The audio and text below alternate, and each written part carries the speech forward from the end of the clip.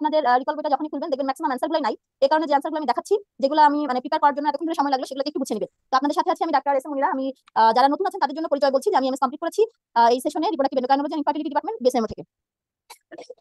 তাহলে আমরা শুরুতে চলে যাচ্ছি ফেব্রুয়ারি 2020 সেশনের এই রিকলটিতে। প্রথম একটা কোশ্চেন দেখেন, picture showing. Question number 1, picture showing. তাহলে আমরা একটা পিকচার যেটা এখানে দেখতে পাচ্ছি, তাহলে এখানে যে পিকচারটা আমরা দেখতে পাচ্ছি, এই পিকচারে আপনারা দেখতে পাচ্ছেন এরকম একটা পোরশন আছে, দেখা যাচ্ছে? জি আপু দেখা যাচ্ছে। দেখা যাচ্ছে না? ওকে, তাহলে আমরা দেখতে পাচ্ছি একটা পিকচার, সেই পিকচারের মাঝখানে এরকম একটি সাদা একটা পোরশন। তাহলে সাদা পোরশনটুকু কি? তাহলে সাদা পোরশনটুকু এখানে আমার মেইন বিষয়। তাহলে যে কোনো হোয়াইট পোরশন, যে কোনো জিনিস রেড কালার হয় কারণ সেখানে ব্লাড সাপ্লাই থাকে। যখন ব্লাড সাপ্লাই থাকে সেই জিনিসটা রেডিশ হবে। যখন ব্লাড সাপ্লাই হ্যাম্পার হয় তখন সেই জায়গাটাতে কি হয়? ইনফেকশন হয়, হাইপোক্সিয়া হয়, ইনফেকশন হয়, এরকম একটা কন্ডিশন ক্রিয়েট হয়। সবাই কি রিকলের এই টেস্টটা খুঁজে পেয়েছেন আপনাদের বইয়ে? না আপু। পেয়েছেন? ঠিক জায়গায় আছেন, ঠিক জায়গায় আছেন। সবার হাতে কি এই রিকলটা খোলা আছে? জি আপু আছে। জি আপু। তাহলে আমরা যদি দেখি, তাহলে এটা একটা আসলে ম্যাক্সিমাম যে পোরশনটুকু, এটা একটা প্লাসেন্টা। প্লাসেন্টার যে পোরশনটুকু আমরা একটা ট্রান্সভার্স সেকশন করেছি। তাহলে এই যে ট্রান্সভার্স সেকশন, এই সেকশনের মাঝখানে আমরা তখন দেখতে পাচ্ছি সাদা একটা পোরশন। তাহলে হোয়াট ইজ দিস? তাহলে আমরা যখন এটার ক্ষেত্রে আসবো, তাহলে দেখেন একটা নরমাল প্লাসেন্টা। আমরা জানি যে ব্রেইনে যে অক্সিজেন সাপ্লাই যদি কমে যায় তাহলে আলটিমেটলি তার যে vital organ, that means heart, এখানেও ব্লাড সাপ্লাই কমে গেল। এবং বাচ্চার যে কানেকশন থাকে মায়ের সাথে, দিস ইজ আমবিলিকাল কর্ড। তাহলে এই আমবিলিকাল কর্ডের মাধ্যমে সে প্লাসেন্টার মাধ্যমে কিন্তু নিউট্রিশন পাচ্ছে। তাহলে this is A normal placenta. Normal একটা প্লাসেন্টার কাট সেকশন আমরা দেখতে পাচ্ছি, এই যে সেই নরমাল আমার প্লাসেন্টা। কিন্তু যদি বাচ্চার মাথায় ব্রেইনে অক্সিজেন সাপ্লাই কমে যায়, হার্টে সাইমালটেনিয়াসলি অক্সিজেন সাপ্লাই কমে যাবে, আমবিলিকাল কর্ডে আমরা জানি 2 অ্যাম্পুল আইভি, আমরা পড়েছি না? 2 অ্যাম্পুল আইভি, দুইটা আর্টারি থাকে, একটা ভেইন থাকে। তাহলে তার এই যে ব্লাড সাপ্লাই যে পোরশন, এই জায়গাগুলো তখন হ্যাম্পার হবে। যখনই ব্লাড সাপ্লাই হ্যাম্পার হবে তখন এই যে পোরশনটাতে প্লাসেন্টাতে সে যে ব্লাড সাপ্লাই দিচ্ছিল সেটা পরিমাণ অটোমেটিক্যালি কমে যাবে। তখন কি হবে? আমরা dead non functional placental tissue পাবো। তখন এই প্লাসেন্টাল যে টিস্যুগুলো এরকম রেডিশ থাকবে না, তখন দেখা যাবে এরকম হোয়াইটিশ কিছু পোরশন আমরা পাচ্ছি। এটাকে আমরা কি বলছি? ইনফাকশন। তাহলে dead non functional placental tissue তৈরি হচ্ছে, এটা শাঙ্কেন হচ্ছে এবং ডিসফিগার্ড প্লাসেন্টা আলটিমেটলি ক্রিয়েট করছে। তাহলে ইনফাকশন মানে কি? ডেড। তাহলে প্লাসেন্টাল একটা অংশ তাহলে আমরা কি পাচ্ছি? ডেড হয়ে গেল। তাহলে এটাকে আলটিমেটলি যে কথাটা বলা হচ্ছে প্লাসেন্টাল ইনফাকশন। কি বলা হচ্ছে? Placental infarction. তাহলে আমরা যখন এই পিকচারটাকে এভাবে দেখবো, তাহলে পিকচার শোয়িং, তাহলে কি হলো? পিকচার আমাদেরকে কি দেখাচ্ছে? তাহলে এটার অ্যানসার আমরা কি বলবো? এটার অ্যানসার আমরা বলবো পিকচার শোয়িং প্লাসেন্টাল ইনফ্যাক্ট। পিকচারে আমরা কি দেখতে পাচ্ছি? পিকচারটা আমাদেরকে ইনফাকশন ইন্ডিকেট করছে। ঠিক আছে? সিনসাইশিয়াল নট যদি হতো তাহলে কি ঘটনা হয়? শুরুর দিকে প্লাসেন্টাটা যতটুকু থাকে আস্তে আস্তে মায়ের এবং বাচ্চার যে বাচ্চা যত বড় হতে থাকে তত তার কি হয়? ডিমান্ড তৈরি হয়। তাহলে ডিমান্ড যখন তৈরি হয়, প্লাসেন্টার ক্ষেত্রে আমরা দুইটা টিস্যুর কথা বলি, অথবা প্লাসেন্টার অপর নাম আমি যদি জিজ্ঞেস করি তাহলে আপনারা আমাকে কি বলবেন বলেন তো? প্রোপোপ্লাস্ট আপু। প্লাসেন্টা প্রোপোপ্লাস্ট। কোন টিস্যু দিয়ে তৈরি? প্রোপোপ্লাস্ট দিয়ে আপু। প্রোপোপ্লাস্ট দিয়ে আপু। ট্রোপোব্লাস্ট দিয়ে তৈরি। ট্রোপোব্লাস্ট দিয়ে তৈরি। তাহলে ট্রোপোব্লাস্ট দিয়ে যদি তৈরি হয় তাহলে বাইরের যে লেয়ার, বাইরের লেয়ারটাকে আমরা ট্রোপোব্লাস্ট বলি, আর ভিতরের লেয়ারগুলোকে আমরা কি বলি? ট্রোপোপ্লাস্টকে আমরা দুই ভাগে ভাগ করি, বাইরের লেয়ার সিনসাইটোট্রোপোপ্লাস্ট আর ভিতরে কি থাকে? সাইটোট্রোপোপ্লাস্ট। তাহলে যে বিষয়টা থাকে, বাইরে যখন সিনসাইটোট্রোপোপ্লাস্ট লেয়ারটা থাকে তখন যখন বাচ্চার আস্তে আস্তে বড় হতে থাকে, বাচ্চার ডিমান্ড বাড়তে থাকে এবং শেষ পর্যায়ে দেখা যায় এই ট্রোপোপ্লাস্টগুলোর লেট প্রেগন্যান্সিতে প্লাসেন্টাল এজিং হয়। প্লাসেন্টাল এজিং হয় তখন এরা কি কাজ করে? এই ট্রোপোপ্লাস্ট এরকম একটা নট তৈরি করে, এরকম একটা নট তৈরি করে যেটাকে বলা হয় সিনসাইশিয়াল নট। এটাকে কি বলা হয়? Syncytial not. তাহলে আপনাকে যদি এরকম একটা পিকচার দিয়ে এরকম অ্যারো চিহ্ন দিয়ে দেয় যে পিকচার শোয়িং, তাহলে হোয়াট ইজ দিস? অ্যানসার কি হবে? কি হবে অ্যানসার? সিনসাইটাল নট একটা নট। Syncytial not. যদি একটা প্লাসেন্টা এরকম থাকে, প্লাসেন্টার ভিতরে ম্যাক্রোফেজ থাকে, স্টার শেপ কিছু সেল থাকে, তাহলে এই প্লাসেন্টাল ম্যাক্রোফেজ গুলোকে আমরা কি বলি? কেউ বলতে পারবেন? এই প্লাসেন্টাল ম্যাক্রোফেজ, প্লাসেন্টাল ম্যাক্রোফেজের আরেক নাম হচ্ছে হববায়ার সেল। প্লাসেন্টাল ম্যাক্রোফেজের নাম হচ্ছে হববায়ার সেল। তাহলে প্লাসেন্টার ভিতরে যদি এই টাইপের কিছু জিনিস দিয়ে আপনাদেরকে অ্যারো মার্কিং দিয়ে দেয়, হোয়াট ইজ দিস? তাহলে আনসার কি হবে? Giant cell. হববায়ার সেল আপু। হ্যাঁ, হববায়ার সেল। তাহলে সেটা নাম হবে তখন হববায়ার সেল। হববায়ার সেল। Placental macrophage. তাহলে আপনাদেরকে এখন আমি এই তিনটা স্টেমই আপনাদেরকে আলাদা আলাদা করে একটু বলি, তাহলে আপনারা আমার সাথে একটু কোঅপারেট করেন। ঠিক আছে? তাহলে আপনারা দেখেন তো, প্রথম যে কোশ্চেনটা বললাম, প্রথম কোশ্চেনের মধ্যে কি বলেছি? প্লাসেন্টাল ইনফার্ক্ট। প্লাসেন্টা ব্লাড সাপ্লাই পাচ্ছিল, সেখানে ব্লাড সাপ্লাই হ্যাম্পার হয়ে গেল। তাহলে এই যে ইনফাকশন তৈরি হলো, এটার নাম কি বলছি? কি নাম? Placental in fact. প্লাসেন্টাল ইনফার্ক্ট। আমাদের যে প্লাসেন্টাটা ছিল এরকম করে একটা নটের মতো একটা অ্যাপিয়ারেন্স পেলাম, এটাকে আমরা কি বলবো? সিনসাইটাল নট। Syncytial not. একটা প্লাসেন্টা ছবি দিয়ে দিল, মাঝখানে এরকম আমরা দেখতে পাচ্ছি স্টার শেপ কিছু সেল, যেটাকে আমরা বলছি প্লাসেন্টাল ম্যাক্রোফেজ। তাহলে এটার নাম আমরা কি বলবো? হববায়ার সেল। হববায়ার সেল। এখন এই তিনটা স্টেমের যে কোনো ভাবে যেই ছবি দেখ সেটা কি পারা যাবে? ইনশাআল্লাহ পারা যাবে। ইনশাআল্লাহ পারা যাবে। তাহলে এখন আমরা চলে আসি প্লাসেন্টাল ইনফার্ক্ট নিয়ে কথা। Placental infarction result from the interruption of the blood supply. Interruption of the blood supply কোথায়? To the part of placenta. এটাই কি কাজ করে? এটা লিডস টু সেল ডাই। যখন প্লাসেন্টাল সেল ডাই হয়ে যাচ্ছে তখন কি পাচ্ছি আমরা? সেই সময় আমরা প্লাসেন্টাল ইনফার্ক্ট পাচ্ছি, সেই সময় প্লাসেন্টাল ইনফার্ক্ট পাচ্ছি।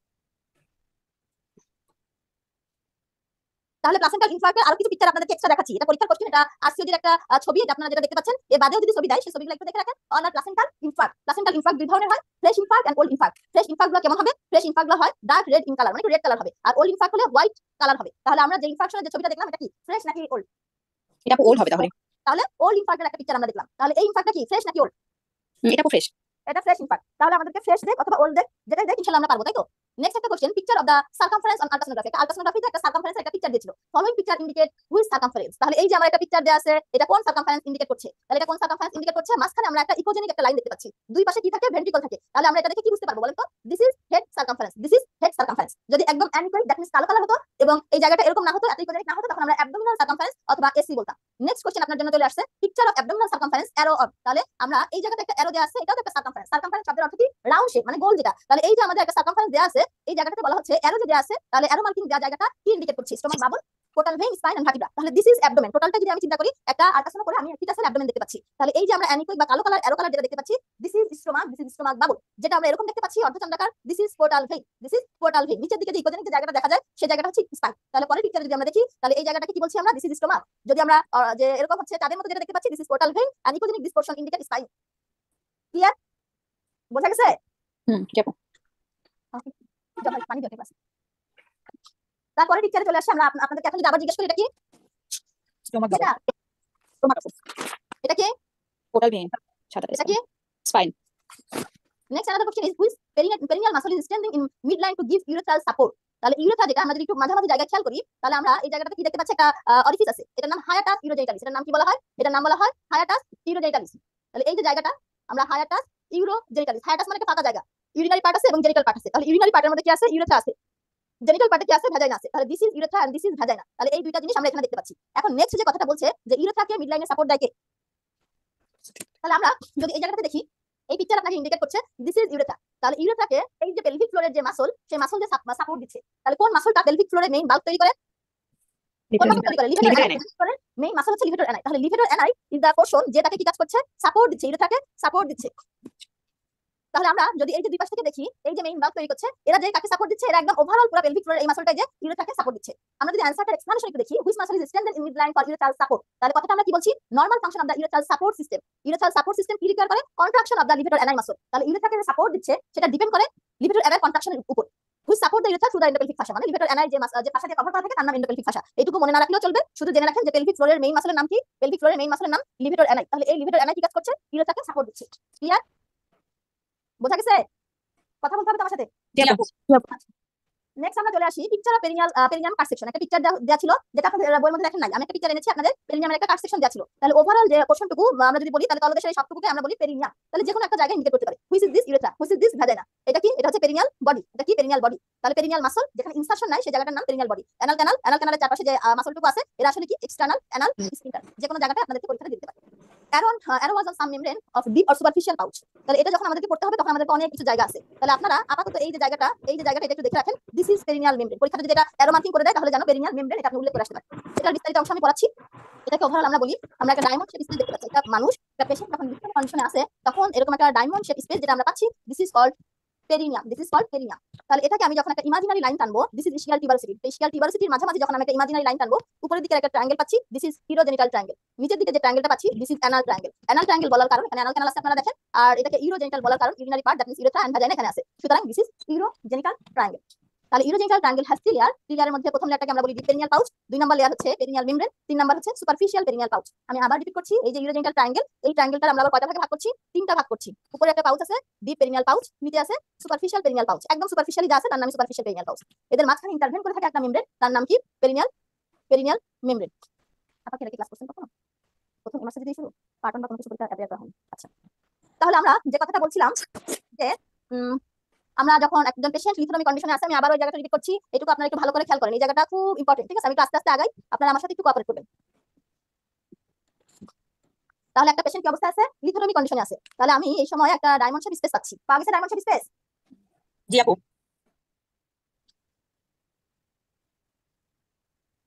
আচ্ছা, তাহলে আমরা একটা ডায়মন্ড শেপ স্পেস পাচ্ছি। তাহলে এই যেখানে দুই পাশে আমরা জানি হিপ বোন, তাহলে এই হিপ বোন যেটা আছে, হিপ বোনের আবার এই কর্নার দুটাতে কি আছে? ইসকিয়াল টিউবারসিটি আছে। কি আছে? ইসকিয়াল টিউবারসিটি আছে। তাহলে ইসকিয়াল টিউবারসিটি আছে। তাহলে আমরা অ্যালং দ্য ইসকিয়াল টিউবারসিটি একটা ইমাজিনারি লাইন টানতে চাই। উপরে একটা ট্রায়াঙ্গেল, কি মনে হচ্ছে? ট্রায়াঙ্গেল শব্দের অর্থ ত্রিভুজ। তাহলে আমরা কি একটা ট্রায়াঙ্গেল পেয়েছি উপরের দিকে?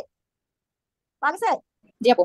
তাহলে এই ট্রায়াঙ্গেলটাকে আমরা কি নাম দিচ্ছি? আমার সাথে সাথে বলেন। Urogenital triangle. Urogenital triangle, urinary part এবং জেনিটাল পার্ট। এখন আমরা বলছি এই ইউরোজেনিটাল ট্রায়াঙ্গেল, এইটুকু তো আমি বাইরে থেকে দেখতে পাচ্ছি, এর ভিতরেও নিশ্চয়ই আরো কিছু ঘটনা আছে, সেটা তো আর দেখা যাচ্ছে না। তাহলে সেই অংশটুকু নিয়ে আমরা কথা বলছি। এটাকে আমরা 3টা ভাগে ভাগ করছি। একেবারে ভেতরে যে ডিপে আছে, সেই ডিপে যে পাউচটা আছে তার নাম ডিপ পেরিনিয়াল পাউচ। যে সুপারফিশিয়ালি আছে তার নাম সুপারফিশিয়াল পেরিনিয়াল পাউচ। তাহলে দুটো পাউচ মিলে কি গন্ডগোল বাঁধাবে? মাঝখানে তো একটা কিছু লাগবে না?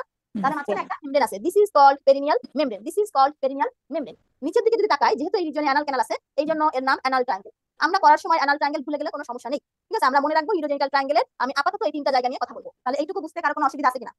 না আপু। তাহলে না, দেখেন urogenital triangle, anal triangle, ischial tuberosity পেয়েছেন এটা? জি আপু।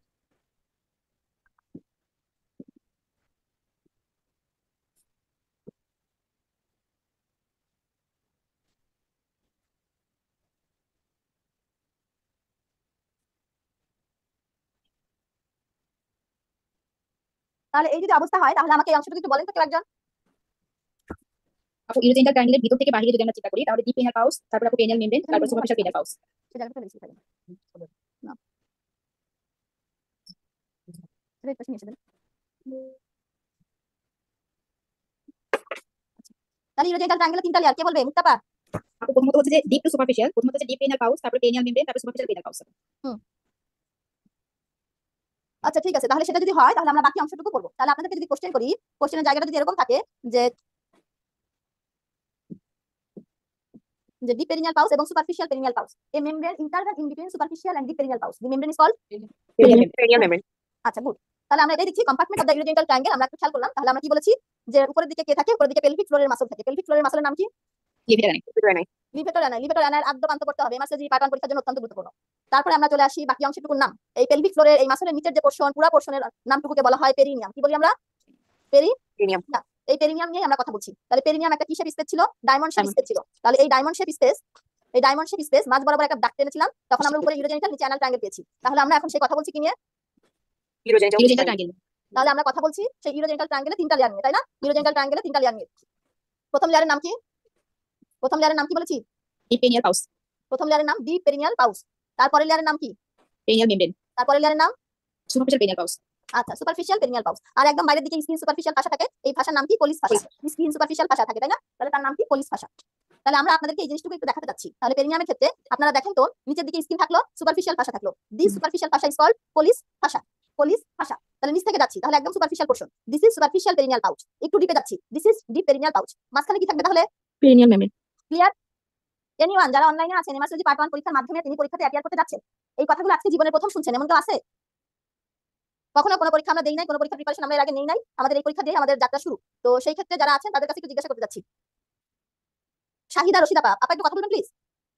আসসালামু আলাইকুম আপু। ওয়ালাইকুম আসসালাম আপু, কোথায় আছেন আপনি? আপু আমি কাতার থেকে জয়েন করছি। কাতার থেকে জয়েন করেছেন? সর্বনাশ, ঠিক আছে। আচ্ছা ঠিক আছে, আপনি কাতারে আছেন, আপনি দেশে বাইরে সেটেল হতে চাচ্ছেন? জি আপু। আচ্ছা বেস্ট অফ লাক। বুঝতে পারছেন কথাগুলো আমার? Thank you. জি আপু আলহামদুলিল্লাহ বুঝতেছি। বুঝতে কষ্ট হলে জানাবেন, ঠিক আছে? অবশ্যই আপু, থ্যাংক ইউ আপু। ওকে, আমি আবারও একটু আপনারা যারা যুক্ত আছেন, মানে কাকতালীয় ভাবে বলেন আর যাই বলেন সরি বলে নিচ্ছি। আপনারা আজকে যখন করতে যাবেন তখন এই রিকলটা খুললে দেখবেন কোনো অ্যানসার নাই, কোনো স্টেম নাই। তো সেই জিনিসগুলো স্টেম এবং অ্যানসার খুঁজে বের করতে আজকে আমাকে বেশ খানিকটা দেখতে হয়েছে। তো সেই সাথে পাওয়ার পয়েন্ট দিয়ে আপনাদের বোঝার জন্য একটু সহজবোধ্য করার জন্যই এতটুকু আমার দেরি হয়েছে। তাহলে আমি মানে আবারও বিনয়ের সাথে খুব সরি বলে নিচ্ছি। নেক্সট চলে আসি শিবলি আপা, ডাক্তার সাইদুন্নেসা শিবলি আপা, কি শুনতে পাচ্ছেন? আপু শুনতে পাচ্ছি। আসসালামু আলাইকুম আপু। ওয়ালাইকুম সালাম আপু, কোথায় আছেন? আপু আমি জানুয়ারিতে পার্ট 1 পাস করেছি, এখনো কোথাও জয়েন দিই নাই। আমি তো একটা প্রাইভেট হসপিটালে মেডিকেল অফিসার হিসেবে আছি। আচ্ছা আচ্ছা, কোথাও জয়েন করেনি? পার্ট 1 কি আমাদের সাথে ছিলেন নাকি অন্য জি কোথাও? জি জি আপু। ওকে, এর আগে কি আমার ক্লাস করা হয়েছে? আপনার সাথে দেখা হয়েছিল আমার ফ্যালিসিনেশনে। ও আচ্ছা ঠিক আছে আপু, থ্যাংক ইউ। ডাক্তার মনির আপু, ডাক্তার মনির আপু শুনতে পাচ্ছেন? আপু আনমিউট হয়েছেন, আপু একটু কাইন্ডলি বলবেন কোথায় আছেন? আপু কথা বললেই হবে, অসুবিধা নেই, আপনি আনমিউট হয়েছেন অলরেডি। শুনতে পাচ্ছেন কিনা আমাকে? আচ্ছা আমরা আপু। হ্যাঁ মনির আপু কোথায় আছেন? আপু আমার জানুয়ারিতে পাঠানো হয়েছে আপু, জয়েন করেছি আপু। কোথায় কোথায় জয়েন করেছেন? জয়েন করি আপু কোথাও। ও জয়েন করেন নাই কোথাও? জি আপু। একবার এমআরসিজি পার্ট 1 করে জয়েন করবেন। জি আপু জি। আচ্ছা গুড আইডিয়া। ওকে আপু thank you. Doctor Shakira Begum আপু, ডাক্তার শাকিরা বেগম।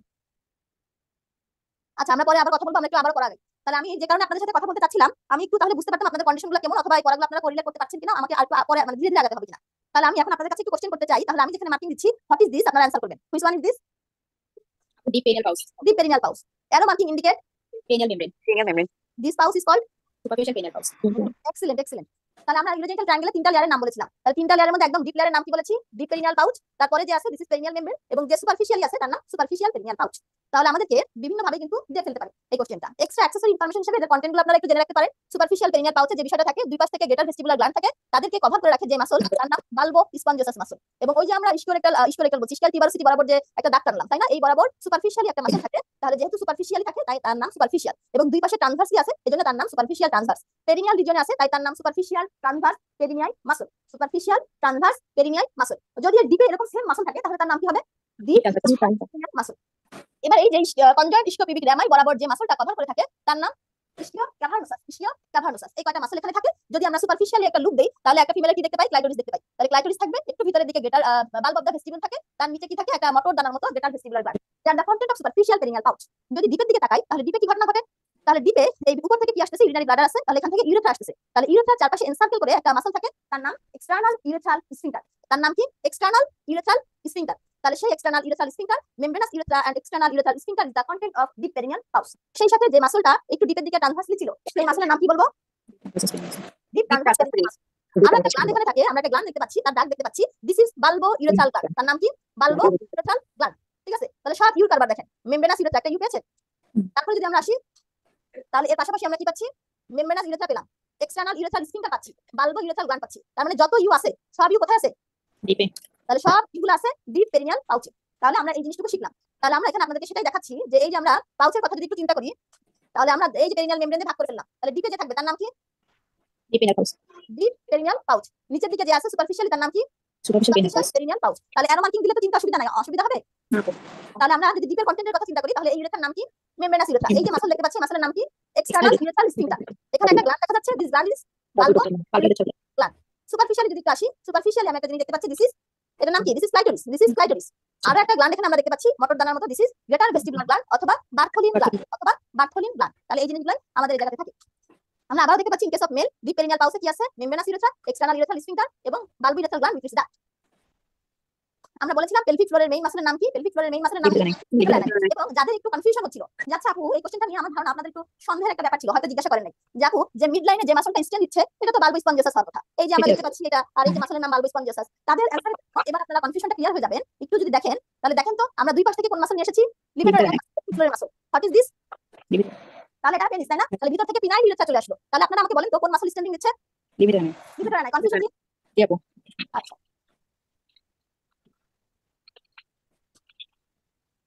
ফিজিওলজির একটা কোশ্চেন, স্পাইরোমেট্রি একটা কোশ্চেন ছিল, রেসিডুয়াল ভলিউম। তাহলে আমরা নরমালি শ্বাস নেই, শ্বাস নিচ্ছি, হঠাৎ করে জোরে শ্বাস নিলাম, ঠিক আছে, আবার দেখা যাচ্ছে একটু ই করলাম, এক্সপ্রেশন করলাম, এক্সপিরেটরি ভলিউম, আবার গেলাম, আবারও দেখা গেল এরকম। তাহলে আমরা নরমালি যে শ্বাসটা এরকম করে নিচ্ছি এটার নাম কি, টাইডাল ভলিউম। এটার নাম কি, টাইডাল ভলিউম। ওভারঅল সমস্ত শ্বাস নেওয়ার পরে যেটুকু রিমেইনিং থাকে একদম সবশেষে দেখা যায় যে আমরা যখন বাসায় ভাত রান্না করি, ভাত রান্না করার পরে কিছু ভাত হাড়ির তলায় থেকে যায় না, রিমেইনিং কিছু পোর্শন। তাহলে এই যে রিমেইনিং যে আমরা এটা নিলাম, রেসপিরেশন নিলাম, যে অংশটুকু থেকে যায় তার নাম রেসিডুয়াল ভলিউম। তাহলে একদম দেখেন স্পাইরোমেট্রি দিয়ে কি কাজ করছে, এগুলোতে আমরা ই করি না যে বলগুলো উপরে তোলেন, বলগুলো উপরে তুলতে পারেন কিনা দেখেন, এভাবে কিন্তু আমরা রেসপিরেটরি বা ব্রিথিং এক্সারসাইজ করি। তাহলে স্পাইরোমেট্রি একটা সিম্পল টেস্ট, আমরা যেটা দিয়ে আমাদের লাং কন্ডিশনটাকে মেজার করার চেষ্টা করি, ঠিক আছে। সে একটা ফোর্স ব্রেথ নিবে, ঠিক আছে, তাহলে আমরা এরকম করে দেখি তার ক্যাপাসিটি কতটুকু আছে। তাহলে রেসিডুয়াল ভলিউম কাকে বলবো, যে volume of air remaining in the lungs, যে এয়ারটুকু লাংসে অবশিষ্ট আছে একটা ম্যাক্সিমাম এক্সহেলেশনের পরে, তাহলে জোরে একটা শ্বাস ছেড়ে দেওয়ার পরে যেইটুকু তার লাংসের ভিতরে রিমেইনিং হিসেবে আছে সেটাকে আমরা বলছি রেসিডুয়াল ভলিউম, ঠিক আছে, রেসিডুয়াল ভলিউম। তাহলে আমরা ভালো কথা 1200 ml। তাহলে আপনাদেরকে আমি যে কোনো শুধু যে রেসিডুয়াল ভলিউম পরীক্ষাতে আসবে তা না, তাহলে অন্যান্য কিছু আসতে পারে। তাহলে this is called tidal volume, যেটা আমি ইন্সপিরেশনের সময় নিচ্ছিলাম, this is inspiratory reserve volume, ঠিক আছে। যেটুকু আমি এক্সপ্রেশন করার পরে থাকলো, this is expiratory reserve volume, ঠিক আছে, এগুলো আমার রিজার্ভ। বাকি যে পোর্শনটুকু রিমেইনিং থাকে এটাকেই বলা হয় রেসিডুয়াল ভলিউম, এটুকুকেই বলা হয় রেসিডুয়াল ভলিউম। সবগুলোকে যদি আমরা একসাথে যোগ করি সেটাকে কি বলা হবে, ভাইটাল ক্যাপাসিটি, তাই না। আমরা মানে রেসিডুয়ালটুকু বাদ দিয়ে যতটুকু আমরা বাকিটুকু যদি করি তাহলে সেটাকে আমরা বলবো ভাইটাল ক্যাপাসিটি, আর ইনক্লুডিং রেসিডুয়াল ভলিউম তাহলে সেটাকে আমরা কি বলবো, total lung capacity, total lung capacity. তাহলে এটুকু কি, অ্যানসার দেন তো, এটুকু কি, আমাদের রেসিডুয়াল ভলিউম, এটুকু আমাদের residual volume. Next question, fibre picture in the uterus. মানে একটা পিকচার ছিল, যে একটা জাস্ট শুধু কোশ্চেনটা এরকম না, আমরা এমআরসির ক্ষেত্রে কোশ্চেন কালেকশনগুলো কিভাবে হয় বলতে পারবেন।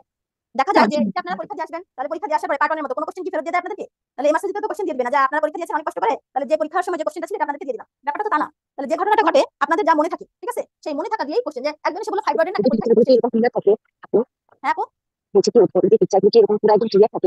হ্যাঁ ক্লিয়ার থাকবে, ঠিক আছে। তাহলে এরকম যে বিষয়, তাহলে এরকম মনে করে করে যে কোশ্চেন, তাহলে একজন এসে বললো একটা পিকচার ছিল ফাইবারের, এই তাহলে এখন এখানে কি ঘটনা, এই যে আপনারা ফাইবারগুলো দেখতে পাচ্ছেন, আপনাকে এখানে বলে দিতে পারে যে what is this, arrow marking indicate. তাহলে এটাকে আমরা কি বলবো, সাবসেরাস ফাইবার। এটা কি, সাবসেরাস ফাইবার। বাইরের দিকে যে লেয়ারটা এটাকে বলা হয় সেরাস লেয়ার, ভেতরের দিকে যে লেয়ার এটার নাম কি বলা হয়, মিউকাস লেয়ার। এটার নাম কি, মিউকাস লেয়ার। তাহলে সেরাস লেয়ারে যে ফাইবারটা থাকবে তার নাম কি, সাবসেরাস ফাইবার। যে মিউকাসের ভেতরে থাকবে তার নাম কি, সাবমিউকাস ফাইবার। যদি এই জায়গাটাতে থাকে তাহলে তার নাম কি বলবো, ইন্ট্রামিউরাল ফাইবার। তাহলে এখানে অত কোনো কিছু না, সহজ কথা, পিকচার সই। তাহলে আপনার অ্যানসার কি, ফাইবার ইউট্রাস। তাহলে এটা আমরা দেখানোর চেষ্টা করছিলাম। তাহলে এখানকার আমি যে মার্কিংটা দিচ্ছি এটা বলেন এটা কি ফাইবার, বলেন এটা কি ফাইবার, সাবসেরাস ফাইবার। সাবসেরাস, এটা সাবমিউকাস। সাবমিউকাস, এটা মাসল লেয়ারে আছে, তাহলে এটার নাম কি, ইন্ট্রামুরাল। ঠিক আছে, intramural fibre. Next question placentation diagram site C. তাহলে এ বি সি ডি, তাই না? চারটা জায়গাতে প্লাসেন্টাল সাইট বলে দিয়েছে। তাহলে একটা পিকচার যে আছে কখনো বলতে পারে এ প্লাসেন্টেশন ডায়াগ্রাম এ ইন্ডিকেট, ঠিক আছে? এরকম। তাহলে আমরা প্লাসেন্টার কথা যদি একটু জানি, তাহলে প্লাসেন্টাতে কি কি ধরনের প্লাসেন্টা থাকতে পারে? Placenta previa, placenta accreta, placenta increta, placenta percreta. আমি আবার রিপিট করছি, প্লাসেন্টা প্রিভিয়া। প্লাসেন্টা প্রিভিয়া কি? আমাদের যে সার্ভিক্স, ধরে নিলাম দিস ইজ সার্ভিক্স, সার্ভিক্সের এখানে প্লাসেন্টাটা কভার করে আছে। দিস ইজ এক কথায় প্লাসেন্টা প্রিভিয়া। অ্যাক্রিটা কি? যদি ইউটাসের এখানে অ্যাটাচ হয়ে থাকে, ঠিক আছে, ওয়ালের সাথে, দিস ইজ অ্যাক্রিটা। ইনটিটা কি? মাসল লেয়ারে এসে ঢুকে গেল, প্লাসেন্টার ট্রোকোপ্লাস্টিক ইনভেশন হয়ে গেল, প্লাসেন্টা ইনটিটা। প্লাসেন্টার এই মায়োমেট্রাম পার হয়ে যদি আরো বাইরের দিকে চলে আসে, দিস ইজ কল্ড পারভিটা। মনে রাখা সহজ বুদ্ধি হিসেবে আমি অ্যাক্রিটা মানে মনে রাখি প্লাসেন্টার সাথে অ্যাটাচ হলো, প্লাসেন্টা ইউটাসের ওয়ালের সাথে অ্যাটাচ হয়ে গেল, দিস ইজ অ্যাক্রিটা। ইনটিটা মানে কি? সে মায়োমেট্রিয়ামে ইন করে গেছে, মানে ইনকর্পোরেট করে গেছে, তাহলে ইনটিটা। সে পার হয়ে গেছে, তার মানে কি? পারভিটা। সে পার হয়ে গেলে তাকে বলি আমি পারভিটা। তাহলে আমরা সেটাই দেখতে পাচ্ছি, নরমালি প্লাসেন্টা এরকম থাকবে, যখন এই ওয়াল থেকে সে একটু অ্যাটাচ হয়ে একটু ভিতরের দিকে ঢোকা শুরু করেছে, তার অ্যাটাচমেন্ট কিন্তু স্টার্ট, দিস ইজ অ্যাক্রিটা। সে মায়োমেট্রিয়ামে ইনভেট করে গেছে, দিস ইজ ইনটিটা। সে মায়োমেট্রিয়াম পার হয়ে গেছে, this is percreta, this is percreta. তাহলে অ্যাবনরমালিটিস অফ দ্য প্লাসেন্টাল হচ্ছে ইমপ্লান্টেশন আমরা দেখছি, তাই না? তাহলে এই যে কন্ডিশন, এটাকে আমি কি বলবো? অ্যাক্রিটা। এটাকে কি বলবো? বলেন, আপনারা অনলাইনে লোকজন কথা বলতেছেন না কেন? ইনক্রিট আপু। ইনক্রিটা। তারপরে আসি যদি, আর এটাকে কি বলবো? এটাকে কি বলবো? What is this? এটা পার্কিটা। পারভিটা। আর এটা? পার্কিটা। ঠিক আছে, এটাকে আমরা কি বলবো? এটা বলবো এটা normal normal placenta, normal placenta. Stratum basalis. আমরা যদি কিসের লেয়ারের কথা বলি, বেজালিস, স্পঞ্জিওসাম আর কম্প্যাক্টাম, তাই বলি না? বেজালিস, স্পঞ্জিওসাম এবং কম্প্যাক্টাম, এই সেই বেজাল লেয়ারটা বলতেছে, স্ট্রাটাম বেজালিস অফ দ্য এন্ডোমেট্রিয়াম। তাহলে এখন আমরা এই কোশ্চেনটা একটা অ্যানসার দেখি। বলেন তো এবার আপনারা অ্যানসার দেন। বলেন, বলতে পারবেন? এটা কি বলতেছে? এটা আপু নরমালটা। এটা একটা নরমাল প্লাসেন্টা। এটা কি বলতেছে? এটা আপু প্লাসেন্টা প্রিভিয়া। এটা কি বলতেছে? এটা প্লাসেন্টা অ্যাক্রিটা। আর এখানে কি ঘটনা ঘটেছে? রেট্রোপ্লাসেন্টাল হেমোরেজ, রেট্রোপ্লাসেন্টাল হেমোরেজ। অ্যাব্রাপশিও প্লাসেন্টা হচ্ছে। তাহলে আবার ওই পিকচারটা দেখেন, ঠিক আছে? অ্যাক্রিটাটাই বেশি থাকে, 78% ক্ষেত্রে অ্যাক্রিটা থাকে, ঠিক আছে? ইনকিটা 17% ক্ষেত্রে, পারভিটা 5% ক্ষেত্রে আমরা পাই। পার্সেন্টেজ গুলো লাগবে আপু। নরমাল প্লাসেন্টার মধ্যে যেটা থাকবে, যে সেটা আপনি বেজালিস যে লেয়ারটা, ঠিক আছে? দেখেন বেজালিস যে লেয়ারটা, বেজালিস লেয়ারটা আলাদা করে পাচ্ছেন, ঠিক আছে? তা পাচ্ছেন এই যে এখানে একটা বেজালিস লেয়ার, এই যে এখানে একটা বেজালিস লেয়ার দেখা যাচ্ছে, আর এখানে সেই বেজালিস লেয়ার কিন্তু আর নাই। এটাকে আমরা বলি PIAS, ঠিক আছে? প্লাসেন্টাল ইমপ্লান্টেশন অ্যাবনরমালিটিস, প্লাসেন্টাল ইমপ্লান্টেশন অ্যাবনরমালিটিস আমরা বলি। নেক্সট কোশ্চেনে চলে যাই। একটা পেশেন্ট আপনার কাছে আসলো, আলট্রাসাউন্ডে ওভারিয়ান সিস্ট নিয়ে। কি নিয়ে আসছে? আলট্রাসাউন্ডে ওভারিয়ান সিস্ট নিয়ে আসলো। তার রেগুলার সাইকেল আছে, তার মাসিক রেগুলার ডিসমেনরি আছে। তাহলে আমরা মেনস্ট্রুয়াল হিস্ট্রি যখন নিচ্ছি, তখন আমরা তাকে জিজ্ঞাসা করলাম যে আপনার শেষ মাসিকের তারিখ কবে? আপনার মাসিক কি প্রতি মাসেই হয়? সে বলল আমার মাসিক প্রতি মাসেই হয়। মাসিক হলে কতদিন থাকে? ধরে নিলাম 4 থেকে 5 দিন থাকে। ফ্লো কি স্বাভাবিক? হ্যাঁ, স্বাভাবিক ফ্লো। তার পরবর্তীতে জিজ্ঞাসা করলাম ডিসমেনরিয়া আছে? সে বলল যে ডিসমেনরিয়া আছে, ঠিক আছে? ডিসমেনরিয়া আমার আছে। ডিসমেনরিয়ার জন্য কোনো ওষুধ খেতে হয়? হ্যাঁ, আমাকে ওষুধ খেতে হয়, আমাকে নাপা খেতে হয়, অথবা যাই খেতে হয় আমাকে এনএসআইডি নিতে হয়। তাহলে আপনাকে একটা পেশেন্ট আসলো, এখন আসার পরে আপনি মাসিকটা রেগুলার পাচ্ছেন, রোগী আপনাকে ডিসমেনরিয়ার কমপ্লেইন করছে, আপনি একটা আলট্রাসাউন্ড করতে দিলেন, আলট্রাসাউন্ড করতে দিয়ে একটা ওভারিয়ান মাস পেলেন। কি পাচ্ছেন? ওভারিয়ান মাস পাচ্ছেন। এই ওভারিয়ান মাসটা কি হতে পারে? আপনার কোন ওভারিয়ান মাস ডিসমেনরিয়ার সাথে রিলেটেড? Chocolate cyst. হ্যাঁ, চকলেট তাহলে তার এত ব্যথা যে ব্যথাতে তাকে আইবুপ্রোফেন নিতে হচ্ছে। তাহলে এটা ডায়াগনোসিস কি হবে? এন্ডোমেট্রিওসিস। এন্ডোমেট্রিওসিস যদি স্পেসিফিক্যালি বলি, this is called endometrioma or chocolate cyst. তাহলে আমরা দেখতে পাচ্ছি সেই আলট্রাসাউন্ডের একটা পিকচার। আলট্রাসাউন্ড পিকচারে আমরা কি বলি? এই সিস্টার এক্সপ্লানেশন আমরা এখানে বলি যে এটা একটা থিক ওয়াল সিস্ট। এটা কি সিস্ট? থিক ওয়াল সিস্ট, ঠিক আছে? থিক ওয়াল সিস্ট। এবং এই সিস্টে কি থাকে? লো লেভেল ইন্টারনাল ইকো থাকে, লো লেভেল ইন্টারনাল ইকো থাকে। এবং সেই সাথে যে বিষয় আমরা পাই, আপনাদের কি মনে হচ্ছে এটা একটা ঘষা কাচের মতো? দেখতে পাচ্ছেন এই যে ঘষা কাচের মতো সাদা কালো একটা মিক্স একটা পোর্শন পাচ্ছেন? তাহলে এটা একটা থিক ওয়াল সিস্ট। দেখেন ওয়ালটা থিকনেস, থিক ওয়াল সিস্ট। এখানে ইকোজেনেসিটি কোথাও কালো, ঠিক আছে, কোথাও সাদা, দ্যাট মিন্স ইকোজেনেসিটি কমে গেছে, লো লেভেল ইন্টারনাল ইকো। এক নজরে দেখলে একটা ঘষা কাচের মতো মনে হচ্ছে। So this is chocolate cyst অথবা এন্ডোমেট্রিওমা।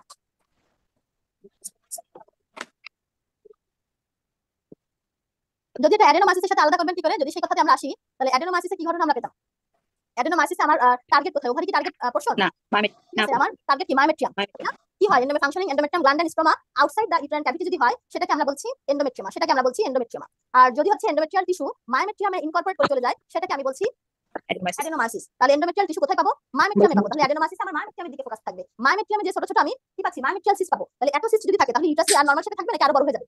তাহলে globular enlargement of the uterus. এবং এই এনলার্জমেন্টে দেখা যায় আরেকটা ঘটনা ঘটে। সেই ঘটনার নাম কি? আমি যদি ইউটারাসের অ্যান্ট্রোয়াল এবং পোস্টের ওয়াল এরকম যদি একটু হিসাব করি, অ্যান্ট্রো এবং পোস্টের ওয়াল যদি একটু দেখি, তাহলে অ্যান্ট্রো এবং পোস্টের ওয়ালের মধ্যে হিসাব করলে দেখা যায় পোস্টের ওয়ালের থিকনেসটা বেড়ে গেছে, পোস্টের ওয়ালের থিকনেস বেড়ে গেছে। এভাবে আমরা অ্যাডেনোমাইসিসের সাথে আলাদা করতে পারি।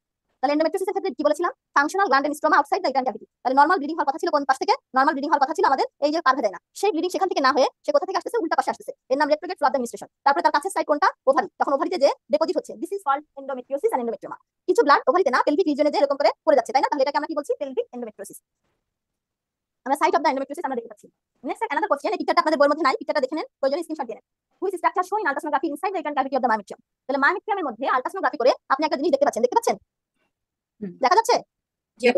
ঠিক আছে, একটা ইনভার্ট একটা টি শেপ কোনো কিছু পেয়েছেন? ইকোজেনিক মানে সাদা পাওয়া যাচ্ছে? টি একটা আর, ঠিক আছে? টিটা এরকম হবে না, তাহলে টিটা এরকম ল্যাটারালি আছে, এরকম দেখেন। তাহলে এই যে ইকোজেনিক যে পোর্শনটা পাচ্ছি, ইউটারাসের ভিতরে ইকোজেনিক পোর্শন কি থাকতে পারে? প্রপার্টি থাকতে পারে, আজকে কিছু থাকার কথা না এখানে। তাহলে আমাদের যদি এই কয়েকটা পোর্শনের মধ্যে থেকে দেখি, তাহলে ইমপ্লান্টটা আমাদের হাতে বানানো হয়, এলএনজি আইএস অথবা মিরেনা, সেটাও লাইক দিস। কিন্তু এখানে আমরা যে পিকচারটা দেখতে পাচ্ছি যে arrow marking, this is property of biopsy. Next pathological একটা কোশ্চেন, পিকচার অফ ট্রাইজোমি 13। তাহলে ট্রাইজোমি 13, তাহলে আমাকে বলেই দিছে যে তুমি 13 নম্বর ক্রোমোজোমের দিকে বাবা একটু খেয়াল করো তো। তাহলে 13 নম্বর ক্রোমোজোমের দিকে আমি এক্সট্রা একটা ক্রোমোজোম পাচ্ছি। তাহলে what is this? Answer is Patau syndrome. Patau syndrome. তাহলে 13 নম্বর দিকে আবার একটা স্পেশাল লুক দেন, this is Patau syndrome. Next question, আচ্ছা এখানে যদি আমি 21 এর দিকে তাকাতাম, যদি এখানে বেশি থাকতো তাহলে কি বলতাম? Down syndrome. Down syndrome.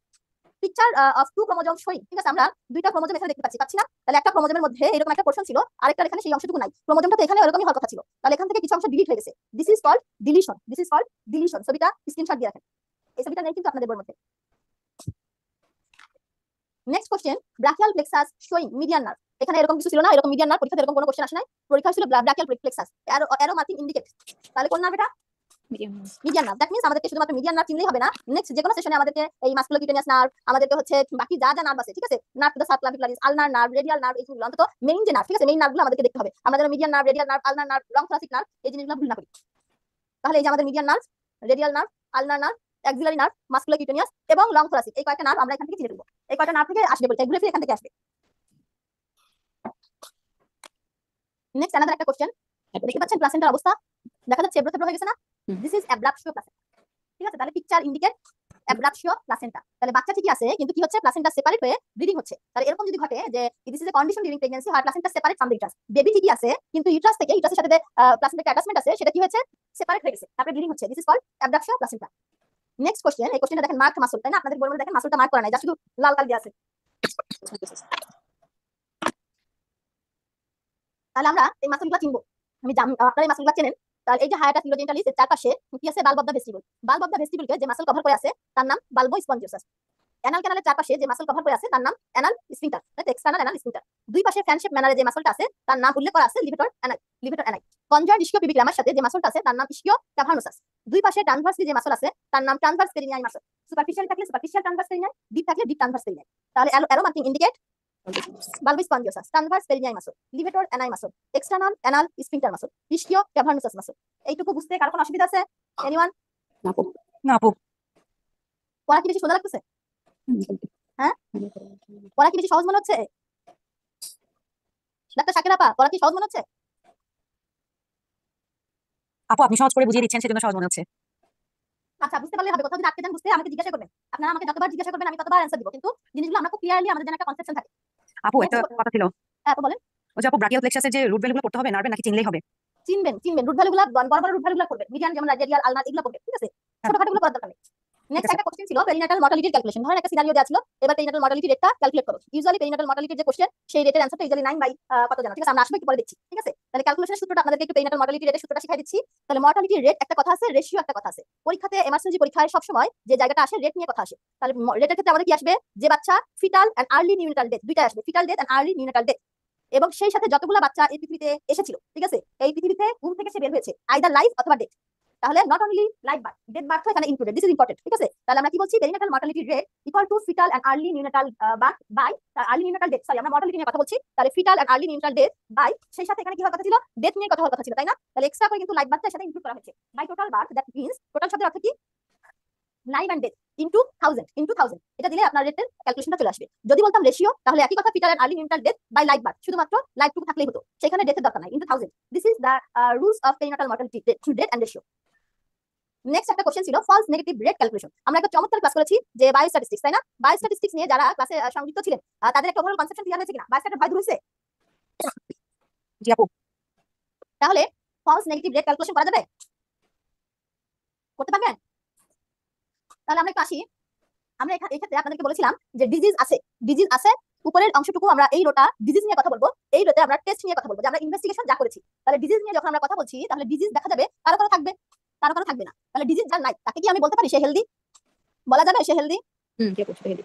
আর ডিজিজ যার আছে, এখন ডিজিজ আছে আর নাই, এখন আমাকে তো পরীক্ষা করতে হবে। সে সিম্পটম নিয়ে আসলো, তাহলে আমি টেস্ট করলাম, টেস্ট করার পরে দেখা গেল তার টেস্টে পজিটিভ। সে আমার কাছে জ্বরের কথা এসে বলছিল, আমি তাকে দিলাম ভিটাল টেস্ট, দেখলাম আরে বাবা পজিটিভ। আরেকজন আসলো, তার ছিল না কিন্তু তার ফেভারিশ একটা ফিলিং হয়, তাকে পরীক্ষা করতে দিলাম, দেখা গেল তারও এটা কি আসলো? পজিটিভ। আসলে তার জ্বর নেই, অনেকের অন্তরে জ্বর থাকে, ঠিক আছে? তাহলে এরকম অন্তরে জ্বরের লোকের কি অবস্থা? ঠিক আছে, এরকম একটা ঘটনা আসলো। এবার আসি ডিজিজ আছে কিন্তু টেস্টে আসলো নেগেটিভ।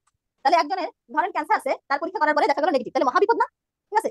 আরেকজনের দেখা গেল ডিজিজ নাই কিন্তু টেস্টও নেগেটিভ এসেছে, তাহলে এই কথাগুলোকে আমরা কিভাবে বলতে পারি? যার ডিজিজ আছে, তাহলে এখন আমার কথা আসেন, যার ডিজিজ আছে সেই সাথে টেস্টও পজিটিভ, তাহলে ডিজিজ পজিটিভ টেস্ট পজিটিভ, এটাকে কি আমি ট্রু পজিটিভ বলতে পারি? জি আপু। যার ডিজিজ নেগেটিভ সেই সাথে টেস্টে পজিটিভ এসেছে, টেস্ট করার পরে পজিটিভ এসেছে, তাহলে কি তার আসলে সেটা হেলদি কিন্তু তার টেস্টে পজিটিভ এসেছে, এটাকে কি আমি বলতে পারি দিস ইজ ফলস পজিটিভ? জি আপু। ঠিক আছে, আপনি একটা সুস্থ মানুষ, আপনি এখন এমএসসি ক্লাস করছেন, আপনি একটা পরীক্ষা করলেন, দেখা গেল আপনার সেই ইনভেস্টিগেশনের রেজাল্ট পজিটিভ আসলো, তাহলে কি আপনি আসলে অসুস্থ? This is false positive. দেখা গেল আরো একজনের ডিজিজ পজিটিভ, ঠিক আছে, কিন্তু টেস্ট আসলো নেগেটিভ, সে আসলে পজিটিভ কিন্তু টেস্ট নেগেটিভ, তাহলে এটা কি সত্য? এটা সত্য না, তাহলে দিস ইজ ফলস নেগেটিভ। এই মিথ্যাটা কি এসেছে? ফলস নেগেটিভ এসেছে। তার ডিজিজ কিন্তু আসলে আছে, কিন্তু টেস্টটা negative, this is false negative. যার ডিজিজ নেই, টেস্টও নেগেটিভ আসছে, তাকে আমি কি বলবো? সে ট্রু নেগেটিভ। সে কি নেগেটিভ? True negative. ক্লিয়ার? বুঝতে পারছেন আপনারা? যারা নতুন যুক্ত হয়েছেন আমাদের সাথে, আমি তাদের জন্য আবারও রিপিট করছি, একটু দেখেন।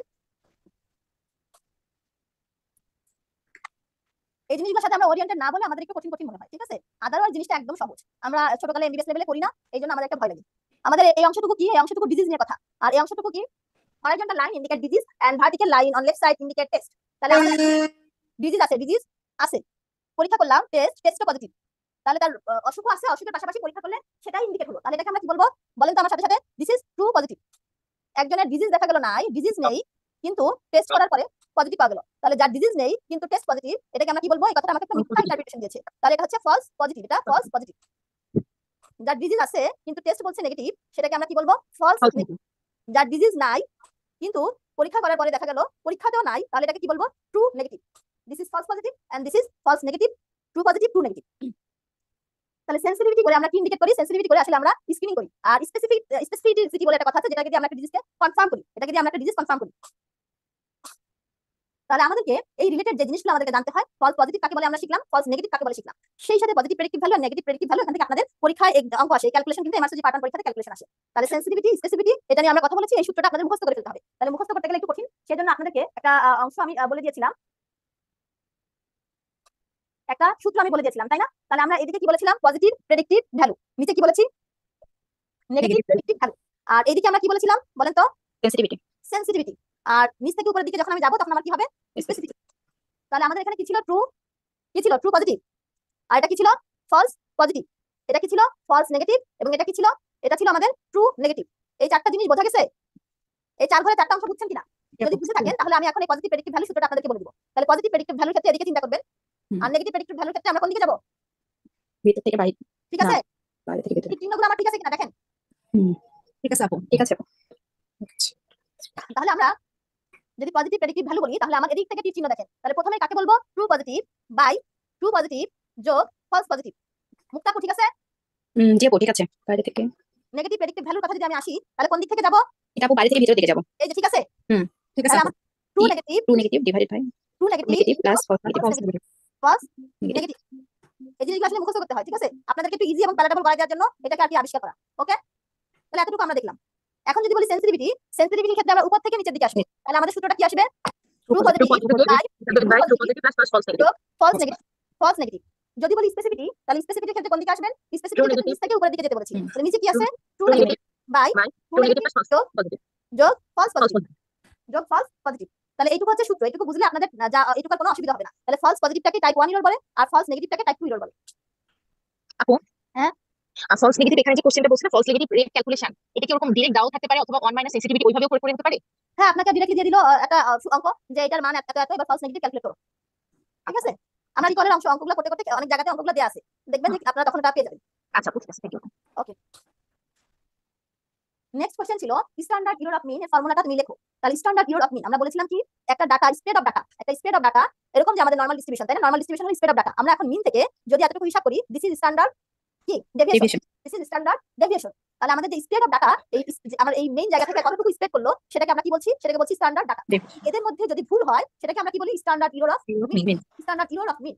তাহলে আমাদের স্ট্যান্ডার্ড এরর অফ মিন যদি আমি করতে যাই, তাহলে আমার কতটুকু স্প্রেড করেছিল, that means standard deviation by total number, যে আমার স্যাম্পল সাইজ যেটা, সেই টোটাল নাম্বার, এটা দিয়ে এটাকে ভাগ করলে আমি স্ট্যান্ডার্ড এরর অফ মিন পেয়ে যাবো। এটা একটা সূত্র, এই সূত্রটা আপনাদেরকে মুখস্থ করতে হবে। ঠিক আছে? তারপর আর আপনাদেরকে একটু এক্সট্রা বলে দিলাম যে আমার একটা ডাটা, সেই ডাটাটা কতটুকু স্প্রেড করলো সেটাকে আমরা স্ট্যান্ডার্ড ডেভিয়েশন বলি। এখানে মিন থাকে, ডেভিয়েশন থেকে মিনকে যদি আমরা ডিভাইড করি এবং হচ্ছে আমার টোটাল যে স্যাম্পল সাইজ তাকে রুট করলে স্ট্যান্ডার্ড এরর অফ মিন পাওয়া যাবে।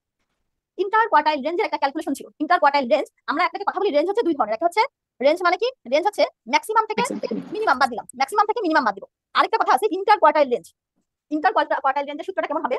দেখেন আপনি মাঝ বরাবর ভাগ করে ফেললেন, 6টা ডাটা আছে তাই না? তাহলে মাঝ বরাবর ভাগ করলেন, তাহলে একটা সেট অফ নাম্বার যেটা আপনার কাছে আছে সেটাকে আপনি ডিসপার্স করে ফেললেন। তাহলে ডিসপার্স কিভাবে করলেন? দেখেন আপনি মাঝ বরাবর ভাগ করলেন, এখন এই তিনটার মধ্যে একটা অংশ বের করে ফেললেন, এই তিনটার মধ্যে আরেকটা অংশ বের করে ফেললেন, তাহলে Q1 Q2 অথবা Q3 আপনি পেয়ে গেলেন। তাহলে আপনি বড় থেকে ছোটকে বিয়োগ দিলেই সেটাকে আমরা ইন্টার কোয়ার্টাইল রেঞ্জ বলবো। তাহলে inter quartile range median of the upper half, median of the upper half. Median মানে কি? মাঝে, মধ্যবর্তী ভ্যালুকে বলা হয় মিডিয়ান। মধ্যবর্তী ভ্যালুকে আমরা কি বলি? মিডিয়ান। তাহলে 5 6 7 এর মধ্যবর্তী ভ্যালু কোনটা? 6। তাহলে আমরা আবার 2 3 4 মধ্যবর্তী ভ্যালু কোনটা? 3। তাহলে আমরা এখানে বড় কোনটা? তাহলে বড় থেকে ছোটকে বিয়োগ দেব। 6 থেকে 3 কে বাদ দিলে আমি কি পেয়ে যাচ্ছি? Inter quartile range. Inter quartile range বোঝা গেছে? হুম। হ্যাঁ? আপনি আপলোড করবেন। এই অঙ্কটা তো আপলোড করতে পারছি না। আপু এটা একটু আবার বললে ভালো তো। আচ্ছা আগে বুঝে নেন। কিন্তু 3 4 5 6 7 দেখছেন আপনাদের বইয়ের মধ্যে কয়টা এক্সপ্লানেশন দেয়া আছে? এই রিকলটা কি কত ভাবে সাজানো আছে? ইয়া ভাই এটা তো মানে সলভ করতে পারছি না। এই রিকলটা নিয়ে আমি সকাল থেকে বসে আছি, সকাল থেকে বসে এই সলিউশন করতেছি আর স্টেম সাজাচ্ছি আর গুছাচ্ছি। তারপরে দেখি যে ক্লাসে ঢুকতে গেলে মানে অর্ধেক রেখে আসতে হবে, তার জন্য একটু লেট হলো আর কি, গুছিয়ে আনার চেষ্টা করলাম। তাহলে আমরা যদি একটু দেখি, তাহলে এই যে একটা নাম্বার অফ ডাটা সেট দেয়া আছে তাই না? 2 3 4 5 6 7 মাঝামাঝি ভাগ করে ফেললাম, এদিকে 3টা চলে গেল, এদিকে 3টা চলে গেল। এদের মধ্যবর্তী ভ্যালু দ্যাট মিন্স মিডিয়ান বের করার চেষ্টা করলাম। 5 6 7 এর মধ্যে আমরা দেখতে পাচ্ছি মাঝামাঝি আছে 6 নাম্বার। 2 3 4 এর মধ্যে মধ্যবর্তী ভ্যালু কোনটা? 3। এখন ইন্টার কোয়ার্টাইল রেঞ্জ যখন আমি বের করব, আমি এদেরকে কোয়ার্টাইল 1 কোয়ার্টাইল 3 অথবা কোয়ার্টাইল 2 যেটাই বলেন না কেন, ঠিক আছে? তাহলে এই যে বড় থেকে ছোট বাদ দিব, তাহলে ইন্টার কোয়ার্টাইল রেঞ্জ এটাকে আমরা কি করছি? আপারের থেকে লোয়ার বাদ দিচ্ছি। এটা কোন? এটা হলো মধ্যবর্তী ভ্যালু তাই না? তাহলে সুতরাং বলা হচ্ছে median of the upper half minus median of the lower half. তাহলে median of the upper half কোনটা? 3 আর 6 এর মধ্যে বড় কোনটা? 6 হ্যাঁ 6 থেকে তাহলে 6 বাদ দিবেন, 6 থেকে 3 তাহলে 3 পাবে। পরে আবারো একটা আলাদা एग्जांपल দেখাচ্ছি। কিন্তু আপু যে প্রশ্নটা এখানে আসলো তখন কি আমরা শুধু 2 3 4 আর 5 6 7 নিয়ে কাজ করব? বাকি যে 6 6 3 বার দেয়া আছে। না আমি তো এজন্য মাঝামাঝি ভাগ করে দিয়েছি, দেখেন আপনাদের আচ্ছা। বইয়ের মধ্যে একসাথে দেয়া আছে। আমি তো মাঝখানে দেখো। স্পেস দিয়েছি এজন্য 1 2 3 4 5 6 এদিকে 6 ভাগ করে দিয়েছি, 1 2 3 4 5 6 6 ভাগ করে দিয়েছি। ঠিক আছে, এবার এটা মিডিয়ান বের করেন। ঠিক আছে, এগুলোর মিডিয়ান বের করবেন, এগুলোর মিডিয়ান বের করবেন। তারপর যেটা বেশি আসবে সেটা থেকে আপার হাফ থেকে লোয়ার হাফ বাদ দিবেন, যেটা আসবে সেটা আপনার आंसर। কঠিন লাগতেছে? একটু আপু অঙ্কটা যেন কেমন একেবারে।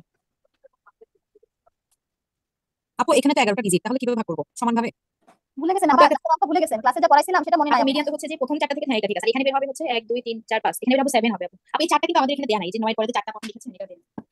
ও আচ্ছা 9 পরে 4 জানেন আপনাদের বই? না আপু 11টা ডিজিট দেয়া আছে এইজন্য। ও নিচে মনে হয় যে আছে, দেখেন ও আচ্ছা আচ্ছা নিচে চলে দেখেন আসছে। এটা এই জায়গাতে দেয়া আছে, পেয়েছেন? দিয়ে আপু এখন পাওয়া গেছে 5 5 4 ভাগ 2 সমস্যা নেই। 2 3 তাহলে যখন আপনারা মিডিয়ান বের করতে পারবেন না তখন এরকম অবস্থায় চলে যাবেন। দেখেন এই বাই 2 যে কোনো কিছুকে আমরা কি হচ্ছে, আমরা যখন এরকম নাম্বারটা আমাদের জোড়া না বেজোড় যখন সংখ্যা থাকতেছে সেটাকে আমরা 2 দিয়ে ভাগ করতেছি, 2 দিয়ে ভাগ করতেছি। তার পরবর্তীতে আমরা ইন্টার কোয়ার্টাইল রেঞ্জ বের করার ক্ষেত্রে বড়টাকে ছোটটা দিয়ে বিয়োগ করে আমরা আমাদের आंसरটা পেয়ে যাচ্ছি, required answer. Shoulder dystocia and BMI এটার স্টাডি টাইপ। তাহলে বিএমআই ক্ষেত্রে বিএমআই স্টাডি টাইপ আমরা কি বলেছিলাম? দুইটা কথা বলেছিলাম, একটা মুক্তাপা কি আপু? কি কি আপু বিএমআই দুইটা ডাটা। ছিল, একটা হচ্ছে কন্টিনিউয়াস যেটা কিনা হচ্ছে আমরা যদি নাম্বার দিয়ে চিন্তা করি, আর একটা হচ্ছে অর্ডিনাল যদি আমরা হচ্ছে এভাবে চিন্তা করি যে সিভিয়ার নাকি মডারেট এরকম। ঠিক আছে, কন্টিনিউয়াস ডাটা একটা যে বিএমআই চলতেছে তাই না, বিএমআই আমাদের চলতেছে এরকম। আরেকটা কি অর্ডিনাল। অর্ডিনাল ডাটার ক্ষেত্রে কি, অর্ডিনাল ডাটা হচ্ছে যে র্যাঙ্ক ফলো করে, যে র্যাঙ্ক ফলো করবে। তাহলে আমরা মাইল্ড ওবেস, মডারেট ওবেস অথবা সিভিয়ার ওবেস এরকম বলতে পারি। তাহলে এটাকে আমরা ইউজুয়ালি কন্টিনিউয়াস ডাটা বলতে চাই। এখন যখন স্টাডির কথা এসেছে শোল্ডার ডিস্টোসিয়া, তাহলে আমরা কার কার শোল্ডার ডিস্টোসিয়া ছিল অথবা কার কার বিএমআই বেশি ছিল, আমরা যখন দেখা গেল কোশ্চেনটা এখানে কমপ্লিট না, ঠিক আছে, ইনকমপ্লিট একটা কোশ্চেন দেখা যাচ্ছে একজন ওবেস ফিমেল, ঠিক আছে, যার বাচ্চার হিস্ট্রি আছে ডেলিভারি হওয়ার শোল্ডার ডিস্টোসিয়া। তো এইরকম আমরা অনেকগুলা ওবেস ফিমেল কতগুলো বাচ্চা শোল্ডার ডিস্টোসিয়া নিয়ে প্রেজেন্ট করেছিল, এইরকম হিস্ট্রি যদি আমি খুঁজে বের করতে যাই পেছন দিক থেকে, তাহলে দীর্ঘদিন একটা ফলো আপে রেখে অথবা আমাদের হাসপাতালে আমরা ছুটির কাগজ রেখে দিই না, তাহলে সমস্ত ছুটির কাগজগুলো নিলাম, দেখা যাচ্ছে বিএমআই 30 এর উপরে যাদের ছিল তাদের কয়জনের শোল্ডার ডিস্টোসিয়া বাচ্চা নিয়ে বাচ্চা হয়েছিল, সেই স্টাডি যদি আমি করতে যাই পুরাতন কাগজপত্র ঘেটে, তাহলে দেখা গেল 5 বছরের কাগজ নিলাম। তাহলে এই ধরনের স্টাডিটাকে আমরা কি বলবো?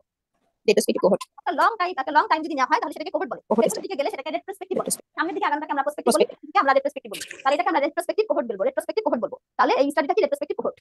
আপু তাহলে একটু আমার আমরা এখন আমাদের ভিত্তিতে যেতে চাই, ঠিক আছে? আপু এই যে অঙ্কটা যে ছিল আপু, অঙ্কটা কি একটু মনে হয় কি উত্তর আসছে আপু, এটা কি ঠিক হলো কিনা? কি হচ্ছে? আপু অঙ্ক যেটা আসলে আপনি ইন্টার অঙ্ক বের করেন আপনারা, আপনাদের 3 আসছে। হ্যাঁ আপু তো 3 আসছে আপু। হ্যাঁ উত্তর দিন। ঠিক আছে আচ্ছা। তাহলে এখন আমরা একটু আমাদের বিরতিতে চলে যেতে চাই। লাস্ট অঙ্কটা পেরিনেটাল মর্টালিটি বলেছিলাম না, পেরিনেটাল মর্টালিটির অঙ্কটা ইউজুয়ালি হচ্ছে 9 থাকে, ঠিক আছে, একই একই জিনিস একই রকম বিষয়। পেরিনেটাল মর্টালিটি সূত্রটা আপনারা শিখে ফেলেছেন। এখন আমরা এর পরবর্তীতে এসে বাকি অংশটুকু নিয়ে আলোচনা করব। আপনাদের এখন আমাদের বিরতি, আমরা 6টা 46 বাজে, আমরা 7টার দিকে চলে আসবো।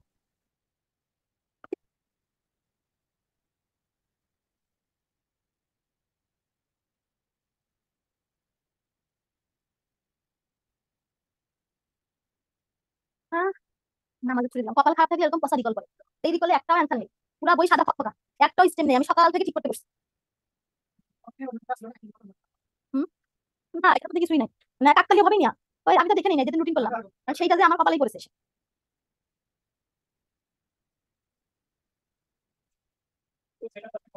হুম, ও আবার তো সেশন আছে।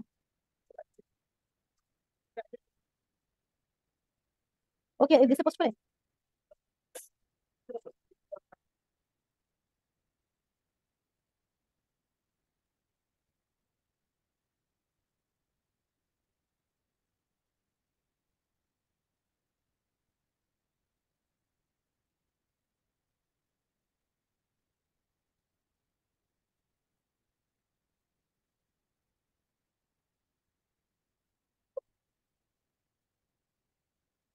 আমার তো এখন মাথা ব্যথা জানেন আজকে কথা বলতে পারি না। আর আমি সুন্দর করে স্যান্ডেল ম্যান্ডেল কেউ নেই দেন 5 সেকেন্ড পরে। হ্যাঁ, আমি যখন ফোন করছেন আমি দিতে গেছিলাম। আমি যে প্রায় 1 মাস ধরে এডিসি স্যারকে খোঁজার চেষ্টা করতেছি। এডিসি স্যার রুমে ছিল না। রুমে থাকা সত্ত্বেও আমি ওর সাথে দেখা না করে চলে আসছি। তো আমার চিন্তা ছিল স্যারের সাথে দেখা করে আমি বাড়ি চলে যাবো, বাড়ি থেকে বসে নেবো। ল্যাপটপ আমি নিয়ে গেছি। আপনি আমাকে বলুন।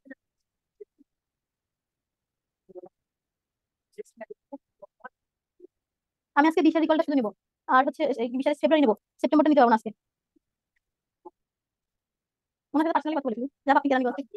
কেরানীগঞ্জ থেকে আবার কেন আসবেন? এত কষ্ট করে কেরানীগঞ্জ থেকে আসার দরকার নাই। ঠিক আছে? আমি শুরু থেকে একটু বেশি ভদ্রভাবে বেশি করে পড়াচ্ছি কারণ আমি যে 1 ঘন্টা দেরি করছি লোকে তো আমার গালি দেবে। লিখছে না? ঠিক আছে? ওরা শুধু ক্লাস করে মানে একটু ফিস্ট হয় বলে গালি একটু আমি ঢুকলে তখন একটু কম দেয়। তাহলে কি করবো? এরকম আমাদের মাপটা সেম মাঝখান থেকে যায়।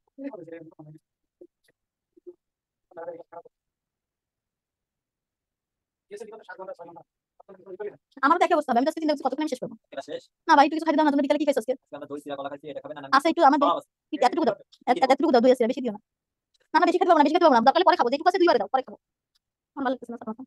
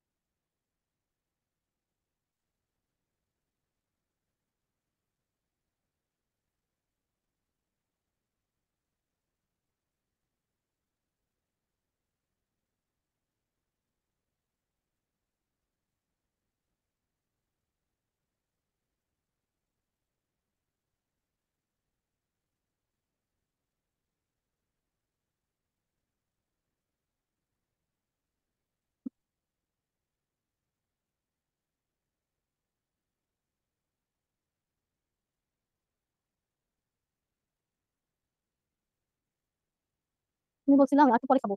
সব এখন দেখে শেষ করতে পারবো না। এরকম করে খাবার ক্লাস নেবো বলে হয়?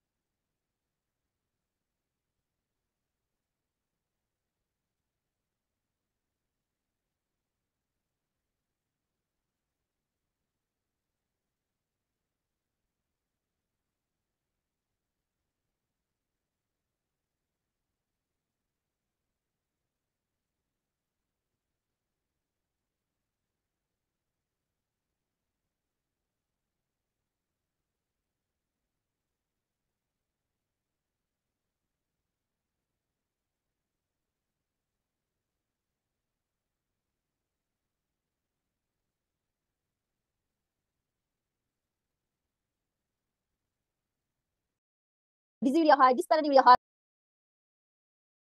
একটা এইচআইভির ক্ষেত্রে আমরা যদি স্ট্রাকচার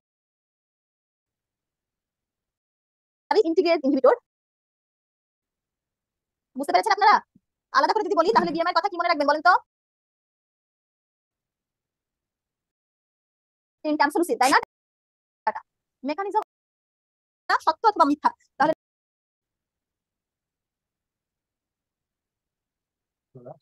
ম্যাম আমাকে শোনা যাচ্ছে? হ্যালো হ্যালো, শোনা যাচ্ছে না? ম্যাম ভাইয়া শোনা যাচ্ছে তো? আপু তো এখন আসেনি।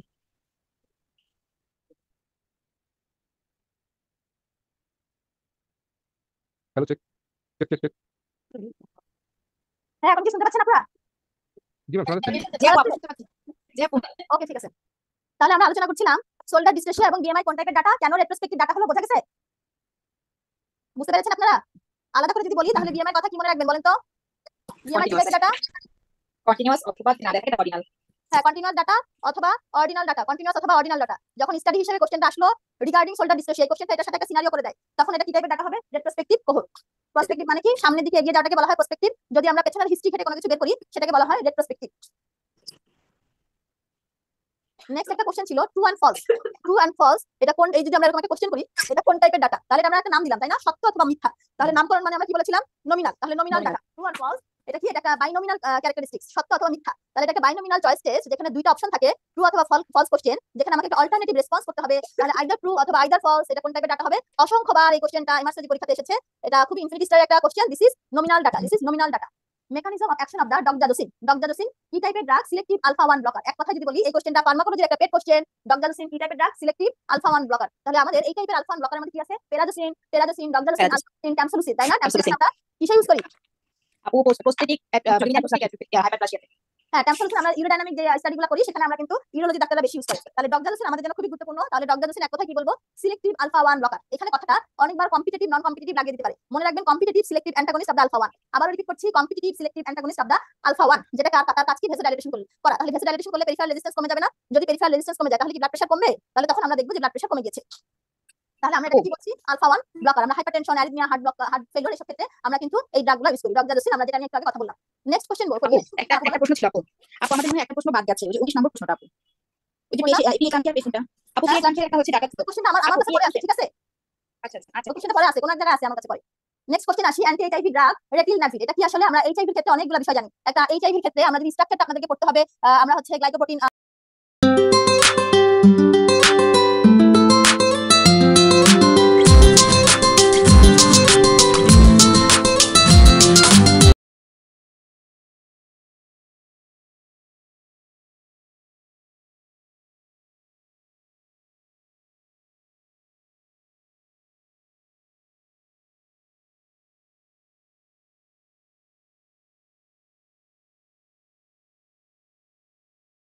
যে পোর্শনটুকু, গ্লাইকোপ্রোটিনের দুইটা পোর্শন আছে আপনার এইচআইভির, যে পোর্শনটুকু, যে ফিচারটুকু, ঠিক আছে, সেটা আগে দেখতে হবে। এখন আমরা এইচআইভি হলে কি কাজ করি? অ্যান্টি এইচআইভি ড্রাগ দিই। তাহলে অ্যান্টি এইচআইভি ড্রাগের মধ্যে আমরা কি কি জিনিস দেই বলেন তো? নিউক্লিওটাইডেজ রিভার্স ট্রান্সক্রিপ্টেজ ইনহিবিটর, নন নিউক্লিওটাইডেজ রিভার্স ট্রান্সক্রিপ্টেজ ইনহিবিটর, প্রোটিয়াজ ইনহিবিটর। এছাড়া আমরা কি দিতে পারি? ইন্টিগ্রেজ ইনহিবিটর, CYP3A ইনহিবিটর। তাহলে ইন্টিগ্রেজ ইনহিবিটর যেটা, এটা আপনাদের পরীক্ষার জন্য গুরুত্বপূর্ণ কোশ্চেন। এই যে রেটিলনাভির, এই রেটিলনাভিরটা আসলে কি? এটা আসলে ইন্টিগ্রেজ ইনহিবিটর। পরীক্ষায় কোশ্চেন আসতে পারে রিটোনাভির কোন ধরনের drug? This is protease inhibitor. এই অংশটুকু ইনফিনিটি স্টার, এটা আপনারা একটা স্ক্রিনশট নিয়ে রাখেন, ঠিক আছে? স্ক্রিনশট নিয়ে রাখেন।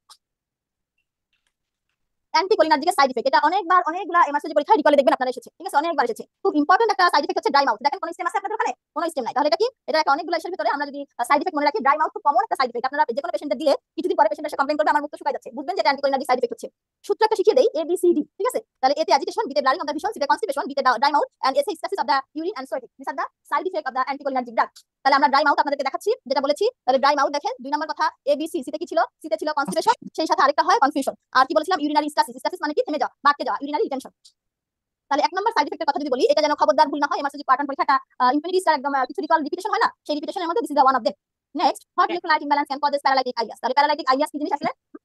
হ্যাঁ, এটা আমরা সবাই জানি হাইপোক্লোরেমিক হাইপোক্যালেমিক মেটাবলিক অ্যালকালোসিস হয়। তাহলে হাইপোক্লোরেমিক ক্লোরাইড কমে যাচ্ছে, হাইপোক্যালেমিক ঠিক আছে পটাশিয়াম কমে যাচ্ছে, হাইপোক্যালেমিক হাইপোক্লোরেমিক মেটাবলিক অ্যালকালোসিস হয়। কখন হয়? প্যারালাইটিক আইরিয়াসে হয়। তাহলে আপনাকে আমি শুরুতেই বলে দিচ্ছি কি হচ্ছে, পটাশিয়ামটা কমে যাচ্ছে, পটাশিয়ামটা কমে যাচ্ছে। তাহলে এটা আসলে কি প্যারালাইটিক আইরিয়াস আসলে কি জিনিস? এটা একটা কন্ডিশন যেখানে মোটর ফাংশনাল মোটর প্যারালাইসিস হয়। কোন জায়গার মোটর প্যারালাইসিসটা হয়? ডাইজেস্টিভ ট্র্যাকের মোটর যে ফাংশনগুলো সেগুলো প্যারালাইসিস হয়। আলটিমেটলি নিউরোমাসকুলার ফেইলিওর হয়। কোন প্লেক্সাস? মাইন্ট্রিক এবং মিসনাস প্লেক্সাস, মাইন্ট্রিক প্লেক্সাস অথবা মিসনাস প্লেক্সাস। এই প্লেক্সাসগুলোর যে ফাংশন সেটা হচ্ছে অল্টার হয়ে যায়, এগুলো প্যারালাইসিস হয়ে যায় ডাইজেস্টিভ সিস্টেমের এই প্লেক্সাসগুলো, তখন নিউরোমাসকুলার ফেইলিওর হয়। এত কিছু না জানলেও অসুবিধা নাই। প্যারালাইটিক আইরিয়াস মানে আপনাদের যে কথাটা বললাম হাইপোক্যালেমিক হাইপোক্লোরেমিক মেটাবলিক অ্যালকালোসিস, এই কথাটা যেন মনে থাকে। নেক্সট চলে আসি, which of the following drug causes Kernig task. তাহলে আমরা ট্রান্সপ্লাসেন্টাল অথবা ব্রেস্ট ফিডিং কোন কোন ড্রাগ ক্রস করে কি কি সাইড এফেক্ট হয়, এরকম একটা ইম্পর্টেন্ট ড্রাগ কার্নিক টাস্ক কে করে? বলেন তো কার্নিক টাস্ক কে করে? সালফামাইড। নেক্সট আসি, a post menopausal patient with urinary frequency and dysuria topical oestrogen given. তাহলে একটা প্রথম আপনাকে কি পয়েন্টগুলো খুঁজে বের করবেন। প্রথম কথা বলেছে পোস্ট মেনোপজাল ওমেন। তাহলে একটা মেনোপজাল লেডি যদি হয় তার বডিতে কি হয়েছে? হাইপো ইস্ট্রোজেনিক ইফেক্ট হয়েছে। তাহলে হাইপো ইস্ট্রোজেনিক ইফেক্টের জন্য তার কি হচ্ছে? কিছু সাইন সিম্পটম ডেভেলপ করে, হট ফ্লাশ হয়, তার ডিজিউরিয়া হয়, ডিসপ্যারাডিউরিয়া হয়, ইউরিনারি ফ্রিকোয়েন্সি হয়। তখন আমরা কি কাজ করি? আমরা ইস্ট্রোজেন দিই, তাই না? ফেমাস্টিন ক্রিম অথবা স্ট্রাকন এই টাইপের কিছু ইস্ট্রোজেন দিই, টপিক্যাল ইস্ট্রোজেন। তাহলে কিছুটা সিম্পটম তার ইমপ্রুভ হয়। তাহলে এই ইস্ট্রোজেন কোথায় যে কাজ করে? লোয়ার ভাজাইনা, ঠিক আছে? Lower vagina. Immunoglobulin G transport to the fetus, fetus immunoglobulin G কিভাবে ট্রান্সপোর্ট হয়? পিনোসাইটোসিস। হ্যাঁ পিনোসাইটোসিস। হ্যাঁ, ট্রান্সপ্লাসেন্টাল তো ট্রান্সপোর্ট হচ্ছে। তো সেই ট্রান্সপ্লাসেন্টাল ট্রান্সপোর্টের মধ্যে এখানে কোনটা হবে? পিনো হবে আপু। Cytomegalovirus infection in second trimester, risk of congenital infection. আমরা জানি রুবেলা সাইটোমেগালোভাইরাস এগুলো কি করে? কনজেনিটাল ইনফেকশন করে। তাহলে কত পার্সেন্ট কনজেনিটাল ইনফেকশন করার সম্ভাবনা থাকে? 20 থেকে 30%। তাহলে আমরা যদি একটু দেখি, the risk of maternal fetal transmission is increase with gestation. যত বেশি জেস্টেশন বাড়বে, জেস্টেশনাল এজ বাড়বে, আর তখন সাইটোমেগালোভাইরাস ইনফেকশন হলে ট্রান্সমিশনের চান্স তত বাড়বে। তখন দেখা যায় সিম্পটোমেটিক কনজেনিটাল ইনফেকশন হচ্ছে ডিক্রিজ করে 20 থেকে 30% in the first trimester. First ট্রাইমেস্টারে 20 থেকে 30% তার সিম্পটোমেটিক যে কনজেনিটাল ইনফেকশন কমে যায়, 9% সেকেন্ড ট্রাইমেস্টার। তাহলে এখানে যে কথাটা বলছে, the risk for symptomatic congenital infection decrease from 20 to 30%। তাহলে আমরা যত বেশি এজ বাড়বে তত বেশি ইনফেকশনের চান্সটা বাড়তে থাকবে। তাহলে আমাদের এখানে ফার্স্ট ট্রাইমেস্টার জেস্টেশনাল এজ কম না? তাহলে তার ট্রান্সমিশনের চান্সও কম না? তাহলে এই কমটুকু কত পার্সেন্ট? 20 থেকে 30% ট্রান্সমিশনের চান্সটা কম। সেকেন্ড ট্রাইমেস্টারে কি হবে? সেকেন্ড ট্রাইমেস্টারে দেখা যায় চান্সটা কত থাকে? 9% থাকে।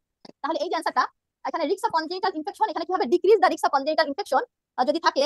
আচ্ছা, এই কোশ্চেনটা আসলে আচ্ছা, এই কোশ্চেনটার অ্যানসারটা এই মুহূর্তে আমি বাকি রাখতেছি, ঠিক আছে? কোশ্চেনটার স্টেমটাকে আমরা সাইটোমেগালোভাইরাস তো এটা আগের দিন, হ্যাঁ হ্যাঁ, হ্যাঁ। আপু একে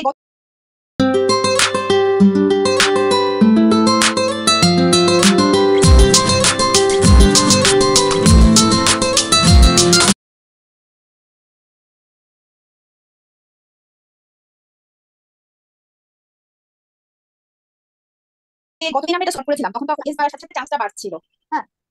এখানে তাহলে answer আপু হচ্ছে এখানে আপনারা কি সেকেন্ড টাইম answer হচ্ছে 30 to 40। আপু 30 to 40 হবে তো আপু। গতদিন যেটা আমরা সলভ করেছিলাম সেটা আপু সেকেন্ড টাইম হচ্ছে 30 to 40। ফার্স্ট টাইম ছিল 10 to 20। জি আপু এটা তাহলে থার্ড টাইম answer হচ্ছে আপু 70%। তাহলে সাইটোমেগালোভাইরাস ইনফেকশন সেকেন্ড ট্রাইমেস্টার, তাহলে রিস্ক অফ কনজেনিটাল ইনফেকশন আমরা কতটুকু বলবো? 30 to 40%, 30 to 40%। নেক্সট আমরা চলে আসি সাইটোমেগালোভাইরাসের। আমি কিছু ফিচার দেখাচ্ছিলাম, আমার মনে হয় আপনারা এগুলো জানেন, ঠিক আছে? ভিজুয়াল ইম্পেয়ারমেন্ট হয়, মাইক্রোকেফালি হয়, মেন্টাল রিটার্ডেশন হয়, হিয়ারিং প্রবলেম হয়, প্রিম্যাচুর ডেলিভারি হতে পারে, আইজিআর অথবা লো বার্থ ওয়েট হতে পারে। নেক্সট কোশ্চেন, 16 সপ্তাহে সেকেন্ডারি হার্পিস ইনফেকশন যদি হয় তাহলে আমরা কাউন্সিল করব কিসের জন্য? অ্যানসারটাকে বলতে পারবেন? 16 সপ্তাহে বলেন কোন যেটা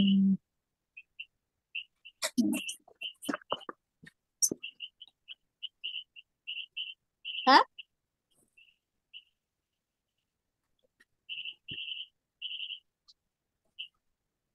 আপু এটা অ্যানালাইসিস করানো দরকার মনে হচ্ছে। কি বলবো আমরা? কিছু জানি না আপু, অ্যানোমালি তো হওয়ার কথা, কারণ 20 সপ্তাহের মধ্যে আসলে আপু আমরা সাইটোমেগালো আমরা এসআই যদি গ্রুপটা শুরু দেখি করছি। হার্পিসের যে ইনফেকশন, হার্পিসের ইনফেকশনটা হয় কোন ট্রাইমেস্টারে? থার্ড ট্রাইমেস্টারে, তাই না? থার্ড টাইম প্রাইমারি হার্পিস দিয়ে হবে এবং সেই ইনফেকশনটা ট্রান্সফার কিন্তু হার্পিসের ইনফেকশনটা হয় না।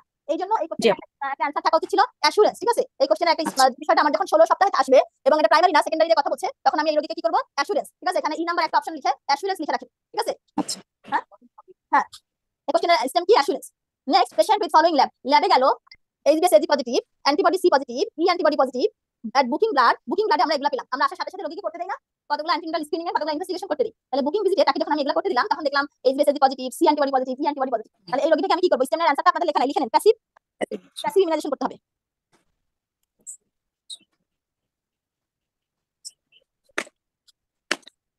আচ্ছা, 36 নম্বর এখানে একটা মজার বিষয় আছে। ওজিটি করলেন 24 সপ্তাহে, ফাস্টিং 6.2 পেলেন, বেশি না কম? আপু বেশি। আপনি 2 আওয়ার্স 7.7 পেলেন, এটা কি বেশি না কম নাকি নরমাল? আপু within normal limit. Within normal limit. আমি এটা নরমাল লিমিট পাচ্ছি। তাহলে কি এটাকে আমি জিডিএম বলবো? হ্যাঁ, না পারে রিপিট করতে হবে টেস্টটা। কি হচ্ছে? আপু জিডিএম বলবো না তো আপু। তাহলে এটা আমি জিডিএম বলবো না। তাহলে এই কোশ্চেনটা যেটা আমরা দেখতে পাচ্ছি যে আমার ইনসুলিন 2 আওয়ার্সে নরমাল আসছে কিন্তু ফাস্টিং এ বেশি আছে। এখন যে কোনো একটা আমার বেশি হলো, ঠিক আছে, আমরা কি বলতে পারি? জিডিএম, তাই না? যে বিষয়টা, এই রোগীটাকে আমরা তখন কি করব?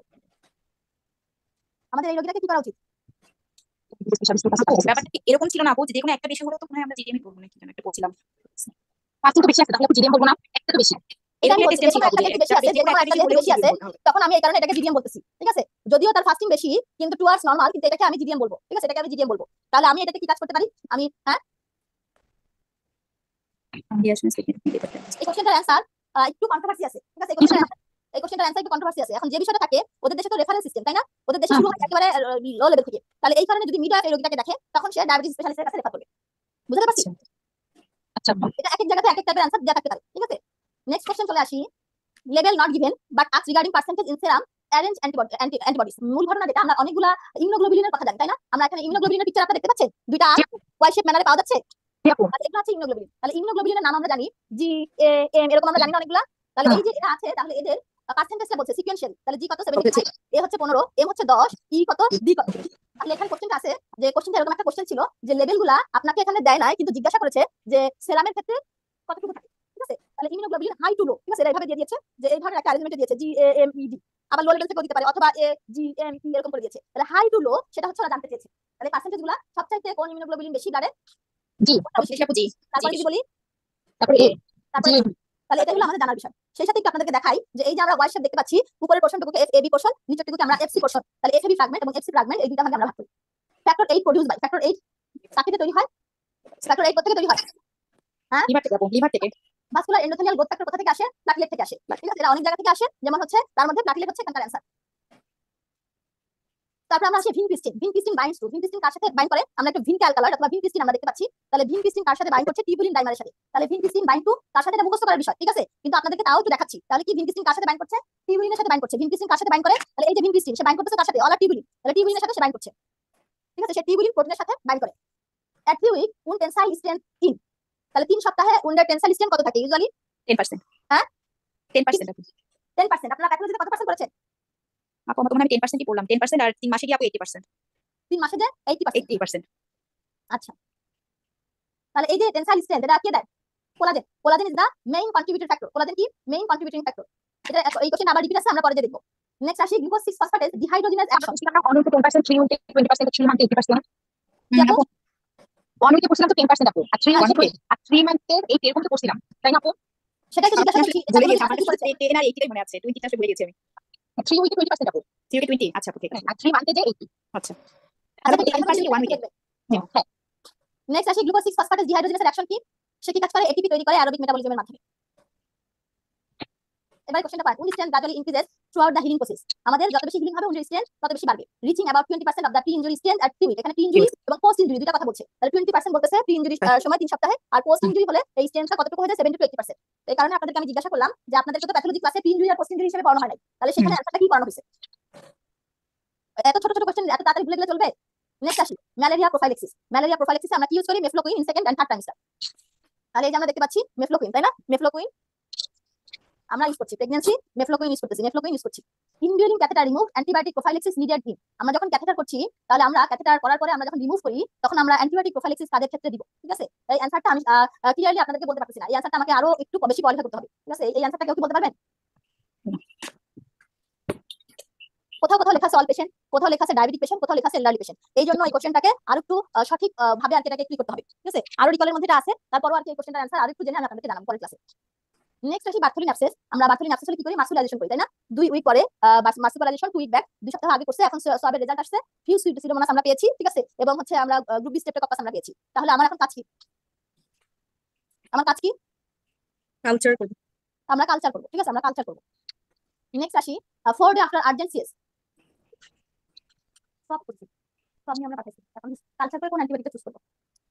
4 days after urgent CS, patient came from home visit with shortness of breathing and leg swelling. আপনি 4 দিন আগে সিজার করছিলেন, তারপরে রোগী আপনার কাছে আসলো ব্রিদিং প্রবলেম নিয়ে, লেগ সোয়েলিং নিয়ে, ইসিজি এক্সরে এবিজি সবই নরমাল আছে, তখন আপনি কি কাজ করবেন? ঠিক আছে? শর্টনেস অফ দ্য ব্রিদিং এবং লেগ সোয়েলিং, এটা আপনাকে কিন্তু খুব ইম্পর্টেন্ট একটা কথা বলে দিচ্ছে, ঠিক আছে? তাহলে ওদের দেশে ভেনাস থ্রম্বো এম্বোলিজমের চান্স অনেক বেশি থাকে, ডিপ ভেইন থ্রম্বোসিস হয়, ঠিক আছে? ডিভিটি হয়। এইজন্য আমি যখন লেগ সোয়েলিং পেয়েছি, সেই সাথে ব্রিদিং পেয়েছি, আমি দেরি করব না, আমি কমপ্রেশন ডুপ্লেক্স লেগ আল্ট্রাসাউন্ড করব, ঠিক আছে? যদি সবই নরমাল আছে, আমি কমপ্লেক্স ডুপ্লেক্স লেগ আল্ট্রাসাউন্ড করব।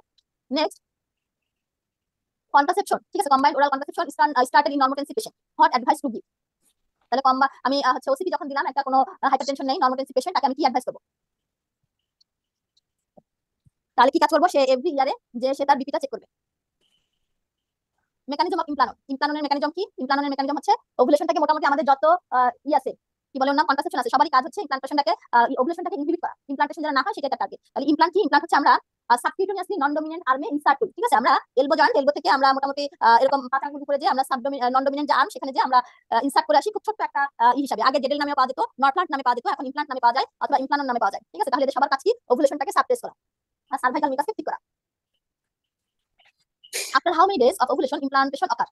তাহলে ওভুলেশন হওয়ার কতদিন পরে হচ্ছে ইমপ্লান্টেশনটা হয়? তাহলে এটাকে আমরা একবারে বলতে পারি বিটুইন 6 to 11 ডেজ। কোথাও কোথাও অ্যানসারটা 9 ডেজ দেওয়া আছে, কোথাও কোথাও দেওয়া আছে 6 ডেজ। এক কথায় যদি আমরা রেঞ্জে বলি 6 to 11 ডেজ আফটার ওভুলেশন, ঠিক আছে? এটাই আপনারা জেনে রাখবেন, between 6 and 11 days. Pedigree 3 generation from the start have neither career নর এফেক্টেড। এখানে যে বিষয়গুলো এগুলো যেমন একটা রেঞ্জে জানলাম, এখন ওই যে একজন তো আসে যার যা মনে হয় সে তখন বলে, সেভাবে কোশ্চেনগুলো কালেকশন। এই কারণে দেখা যায় স্টেমগুলো এরকম করে আমরা পাই। আপনি আপনার বেসিকটা জেনে রাখবেন।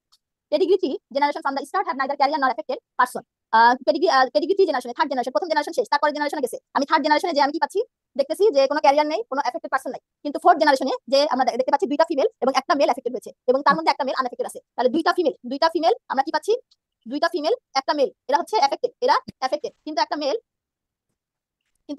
সে আনএফেক্টেড আছে। তাহলে এটা কোন ধরনের ডিজিজ? মেন্ডেলিয়ান ডিসঅর্ডারের ক্ষেত্রে অটোজোমাল ডমিনেন্ট, ঠিক আছে, autosomal recessive, x link dominant, x link recessive, চারটা জিনিস আমাদের পড়তে হয়, চারটা ক্যারেক্টারিস্টিক্স, ঠিক আছে? তার মধ্যে এখান থেকে আমাদের একটা বাদ করে যাও, ঠিক আছে? তাহলে আমরা যখন দেখছি প্রথম জেনারেশন না, সেকেন্ড জেনারেশন না, থার্ড জেনারেশন না, কারো কোনো সমস্যা হয়নি। চতুর্থ জেনারেশনের মধ্যে দুইটা মেয়ে একটা ছেলেকে এফেক্ট পেলাম, আর এদিকে কি হচ্ছে একটা শুধুমাত্র মেল আনএফেক্টেড। তাহলে এটা কোন ধরনের ডিসঅর্ডার? ক্যারেক্টারিস্টিক্স গুলো করে মিলাবেন, ঠিক আছে? Autosomal recessive. নেক্সট আসি structure which appears in inner cell mass and give symmetry and site of gastrulation। তাহলে আমরা এখানে যে জিনিসটা structure which appear inner cell mass এবং সেই সিমেট্রি এবং সাইট অফ গ্যাস্ট্রুলেশনের জন্য কোনটা আর কি responsible? Primitive streak. This is primitive streak. এই যে পুরো এই যে জায়গাটা, ঠিক আছে, প্রিমিটিভ স্ট্রিক। এবং এটাকে আমরা কি বলি? এটা একটা বিস্তারিত নাম জানলে হবে, মাঝখানে একটা পিট থাকে, তাকে প্রিমিটিভ পিট বলা হয়। এটাকে কি বলা হয়? প্রিমিটিভ পিট। আর পুরোটাকে আমরা বলছি primitive streak. Placenta separated delivery from endometrium. তাহলে প্লাসেন্টাল যে সেপারেশন হয়, প্লাসেন্টাল সেপারেশন কোন লাইন থেকে হয় আমরা জানি? একটু আগে বলেছিলাম স্ট্রাটাম বেজালিস, স্পঞ্জিওসাম, কম্প্যাক্টাম। তাহলে কোন লেয়ার থেকে আমরা সেপারেট করি? স্পঞ্জিওসাম থেকে। কোন লেয়ার থেকে করি? Stratum spongiosum, stratum spongiosum. তাহলে প্রেগন্যান্সি সময় এটাকে আমরা কি বলি? ডেসিডুয়া। তাহলে decidua spongiosum is the correct answer. আপনাদের বইয়ের মধ্যে আছে এটা আসলে ডেসিডুয়া বেজালিস, ডেসিডুয়া স্পঞ্জিওসাম, এটাই যুক্তিযুক্ত হওয়া উচিত ছিল। Endometrial cavity obliterated by fusion of. তাহলে যখন প্রেগন্যান্ট হয় তখন কি হবে? এন্ডোমেট্রিয়াল ক্যাভিটিটা অবলিটারেটেড হয়ে যায়। যদি আমরা একটু দেখি তাহলে প্রেগন্যান্সির সময় যে জায়গাটা বেজাল লেয়ার, এটাকে আমরা কি বলবো? এটাকে আমরা বলবো বেজাল লেয়ার, তাই না? This is basalis, this is basalis. যে বেজালে আছে একদম মানে একটা ফ্লোর, ঠিক আছে, ফ্লোরটাকে বলা হয় বেজালিস। তাহলে this is basalis, this is decidua বেজালিস। বেজালিসের এখান থেকে আপনি দেখেন একটা সাদা একটা পোরশন পেয়েছেন। এই সাদা যে পোরশনটুকু পাচ্ছেন এটাকে আমরা কি বলছি? This is decidua capsularis. একদম সিল মতো করে আছে, দেখছেন? সিল মতো করে, যাদের মনে থাকবে না তারা মনে করবেন কি এটা হচ্ছে একদম নিচের দিকে আছে, বেজাল লেয়ারে ফ্লোর হিসেবে আছে, এজন্য নাম বেজালিস। যে সি শেপ ম্যানারে আছে তার নাম কি? ডেসিডুয়া ক্যাপসুলারিস, ডেসিডুয়া ক্যাপসুলারিস। তাহলে এই যে সাদা যে পোরশনটা আপনি পাচ্ছেন, তাহলে সাদা যে লেয়ারটা পাচ্ছেন সেটাকে আমরা কি বলছি? তাহলে this is decidua capsularis and this is decidua basalis. বাকি থাকে কি? বাকি থাকে প্যারাইটালিস। তাহলে এগুলোর পাশে দেখেন এই যে ক্যাপসুলারিসের পাশে যে একদম স্কাই ব্লু কালারের অংশ পাচ্ছেন, প্যারাইটাল মানে কি? প্যারাইটাল মানে সবার বাইরে, তাই না? প্যারাইটাল মানে কি আমরা বুঝি? Parietal layer. তাহলে যে সবার বাইরে আছে তাকে আমরা বলছি ডেসিডুয়া প্যারাইটালিস, ডেসিডুয়া প্যারাইটালিস। পাওয়া গেছে? বুঝতে পেরেছেন নাকি বুঝতেছেন না? বুঝতে পেরেছি। ছবিগুলোর দিকে তাকান, একদম এই অংশটার মধ্যে প্লাসেন্টাল অ্যাটাচমেন্ট হয়েছে, এই অংশটাতে প্লাসেন্টাল অ্যাটাচমেন্ট হয়েছে। তাহলে যে অংশটা এরকম আছে এবং এখানে প্লাসেন্টা এভাবে অ্যাটাচড হলো, this is decidua বেজালিস। C shape ম্যানারে যে থাকলো তার নাম ডেসিডুয়া ক্যাপসুলারিস। একদম প্যারাইটাল পোরশন বাইরের দিকে যে আছে তার নাম প্যারাইটালিস। পাওয়া গেছে? এবার আবার এই ছবি দেখেন, তাহলে এই রিজিয়নটুকুকে আমি কি বলবো? ডেসিডুয়া বেজালিস। আচ্ছা, এই সি শেপ এটাকে কি বলবো? ক্যাপসুলারিস। এই বাইরের এই পোরশনটুকুকে কি বলবো? ডেসিডুয়া প্যারাইটাল। ডেসিডুয়া প্যারাইটালিস। তাহলে এন্ডোমেট্রিয়াল ক্যাভিটিটাকে কে মানে দখল করে রাখলো? আমি যদি এখন কথায় আসি তাহলে দেখেন ক্যাপসুলারিস আর কে? প্যারাইটালিস। না, এটাকে আমি ক্যাপসুলারিস এবং বেজালিস বলবো, ঠিক আছে? তাহলে কারণ কি? এই যে আমার ক্যাপসুলারিস লেয়ার এবং এই যে আমার বেজালিস লেয়ার, তাহলে এই দুইটা মিলে আমার এন্ডোমেট্রিয়াল ক্যাভিটিটাকে দখল করে রেখেছে। তাই হওয়া উচিত না? এটুকু কি বেজালিস আর এটুকু কি? এটুকু ক্যাপসুলারিস। তাহলে आंसर আমি কি দিব? ক্যাপসুলারিস এন্ড বেজালিস, ক্যাপসুলারিস এন্ড বেজালিস, এটুকু आंसर হওয়া যুক্তিযুক্ত। নেক্সট আসি patient with 7.1 pH on delivery and base আছে কত? 8। Risk of neonatal death and seizure. এখানে आंसरটা কি হবে? তাহলে এই রিস্কটা দেখা যায় এগুলো হচ্ছে 5 এর কম থাকে, এখানে সেই সিস্টেমটা ওরা হয়তো দেয়ই নাই, ঠিক আছে? এজন্য লাস্টে উল্লেখ করে দিয়েছে maybe that the option was less than 5। Next আসি haemorrhagic luteal cyst most vascularised portion. তাহলে আমরা সিস্টগুলো সম্পর্কে একটু জানতে চাই। আমরা একটা ওভারি দেখতে পাচ্ছি, ওভারির মধ্যে নরমালি কি থাকে? ফলিকলগুলো থাকে। সেই ফলিকলগুলো থেকে একটা ডমিনেন্ট ফলিকল অথবা গ্রাফিয়ান ফলিকল হয়, যেখান থেকে ওভুলেশন হবে। ওভুলেশন হওয়ার পরে রিমেইনিং ওভামটা রিলিজ হয়ে যায়, রিমেইনিং রিডান্ডেন্ট পোরশনটুকুকে আমরা কর্পাস লুটিয়াম বলি। এখন এখান থেকে কি হতে পারে? এরকম যদি কর্পাস লুটিয়ামের ভিতরে এরকম ফিশনেট অ্যাপিয়ারেন্স, এরকম যদি মাকড়সার জালের মধ্যে এটাকে সিস্ট হিসেবে পারসিস্ট করে, সেটাকে আমরা হেমোরেজিক সিস্ট বলি। অথবা এই ফলিকলটা যদি একদম ফ্লুইড দিয়ে পূর্ণ থাকে সেটাকে আমরা ফলিকুলার সিস্ট বলি। তাহলে এখানে আমরা দেখতে পাচ্ছি, এবং যদি চকলেট ম্যাটেরিয়াল দিয়ে কভার করা থাকে, যেটাকে আমরা রেট্রোগেট মিউটেশন বলেছি, সেটাকে আমরা কি বলবো? চকলেট সিস্ট অথবা এন্ডোমেট্রিওসিস। এছাড়া সেরাস ফ্লুইড যদি থাকে, সেরাস না মিউসিনাস ফ্লুইড, সেটাকে এগুলো অনেক লার্জ টাইপের সিস্ট হয়, যেটাকে মিউসিনাস সিস্ট অ্যাডেনোমা বলছি। ফলিকলে ফ্লুইড থাকলে সেটাকে ফলিকুলার সিস্ট। যদি দেখা যায় টুথ আছে, বোনস আছে, হেয়ার আছে, সেগুলোকে আমরা বলি ডার্মার সিস্ট। কর্পাস লুটিয়াম যদি পারসিস্ট করে যায়, কর্পাস লুটিয়াল সিস্ট। আর যদি ব্লাড জমা হয়, যেটাকে আমরা ফিশনেট অ্যাপিয়ারেন্স পাচ্ছি সেটাকে আমরা হেমোরেজিক সিস্ট বলি। এটা আপনাদের লাগবে না, জাস্ট আপনাদেরকে একটুখানি কি ধরনের সিস্ট হয় সেটার একটা বেসলাইন ধারণা দিলাম। এখন after ovulation granulosa layer quickly become vascularised. তাহলে আপনাদের নিশ্চয়ই মনে থাকার কথা, বাইরের সেলগুলো থিকাস সেল, ভিতরের সেলগুলো গ্রানুলোসা সেল। তাহলে ভিতরে যে সেলগুলো ওভামটা রিলিজ হয়ে গেল, এই গ্রানুলোসা সেলগুলো তখন কি হয়, ভাস্কুলারাইজেশন পায় থিন ওয়াল ভেসেলের মাধ্যমে। তাহলে এই গ্রানুলোসা সেল থেকেই তো রিলিজ হয়ে ওভামটা বাইরে গেল, তাই না? তাহলে সেই সময় যে রাপচার হলো, বের হলো, এই গ্রানুলোসা সেলগুলো যে কুইকলি আর কি থিন ওয়াল ভেসেল দিয়ে কি বলে ব্লাড সাপ্লাই পেয়েছিল, তাহলে এখান থেকে আলটিমেটলি হেমোরেজিক সিস্ট অ্যাপিয়ার করবে। তাহলে আমরা এটাকে কি বলতে পারি, haemorrhagic luteal cyst. More vascularised portion কোনটা, গ্রানুলোসা সেল। ঠিক আছে, লাইনটা পড়েন। Next question, in cholestasis with pregnancy at what level bile acid affect the fetus. তাহলে এটার অ্যানসারটা কি আসবে, একটা স্টাডি করা হয়েছে, সেই স্টাডিতে দেখা গেছে যে কোলেস্টাসিস ইন প্রেগন্যান্সি, ঠিক আছে, সেই সময় টোটাল বাইল অ্যাসিড কত থাকে, more than 1000 micromole per litre, যেটা associated with increase risk of still birth. তাহলে আমরা কি বলবো, তাহলে এখানে অ্যানসারটা আপনাদের 10 দেয়া আছে, এটা কত হবে, 100 হবে, 100 মাইক্রোমোল পার লিটার। তারপরে আসি আমরা computed tomography pulmonary angiogram at 31 week radiation exposure to breast tissue. তাহলে কম্পিউটেড টোমোগ্রাফি পালমোনারি অ্যানজিওগ্রাম 31 সপ্তাহে করা হলো। তাহলে এটা একটা রেডিয়েশন এক্সপোজার ব্রেস্ট টিস্যুর উপরে, তাহলে কত লেভেলে দিচ্ছে। তাহলে দেখা যায় a single computed tomography pulmonary angiogram can contribute up to 10 millisievert of effective dose. এইটুকু হচ্ছে ইফেক্টিভ ডোজ। এটা আমরা ইনক্রিজ করি যে রেডিয়েশনের এই ডোজটাকে ক্যান্সার পপুলেশন যদি হয়, তাহলে এটা যদি ক্যান্সার পপুলেশন হয় তাহলে আমরা এটা বাড়াই। তাহলে সেই সিস্টেমটা আমরা এখানে পাচ্ছি না, ঠিক আছে। তবে সম্ভবত এখানে অ্যানসারটা 150 এটা হতে পারে, এটা হচ্ছে কোশ্চেন মার্ক দিয়ে রাখেন। In PPS platelet should be transfused if platelet count reach. এই অ্যানসারটা আপনারা বলেন, কে বলবে? হেমাটোলজি ফিজিওলজি ক্লাস হয়েছে না নিতু? 50,000-এর নিচে গেলে প্লাটিলেটটা দিই, 50,000-এর নিচে গেলে। কার কোনো এটার ব্যাপারে দ্বিমত আছে? এনিওয়ান? কার কোনো দ্বিমত নাই? তাহলে আমি PPS platelet should be transfused if platelet count, তখন প্লাটিলেট কাউন্ট কত নিতে হবে? কে বলেছেন আনসার? আমি আপু, মুক্তাপা না শিবিয়াপা? আমি আপু শিবিয়া। আচ্ছা, তাহলে যে বিষয় আমরা 50,000-এর কম হয়ে গেলে তখন আমরা দিব। এই সিস্টেম এখানে নাই, ঠিক আছে, সিস্টেম ইনকমপ্লিট, কোশ্চেন ইনকমপ্লিট। তাহলে এটাকে আমরা আরো কি আছে এখানে দেখেন, যে আমাদের টার্গেট থাকে আমরা 50-এর বেশি নিয়ে আসবো, 50-এর বেশি নিয়ে আসবো। তবে 50 অথবা 75 যাই বলি না কেন, তখন আমাদেরকে প্লাটিলেট ট্রান্সফিউজ করতে হবে। Intraoperative cell salvage to be considered when blood loss during cesarean is। এই অ্যানসারটা কে বলতে পারবেন? ওটা 30%। 30%। এই কোশ্চেনটা আমাদের একদম শেষের দিকে আছে, ঠিক আছে, আমরা সেখানেও করব।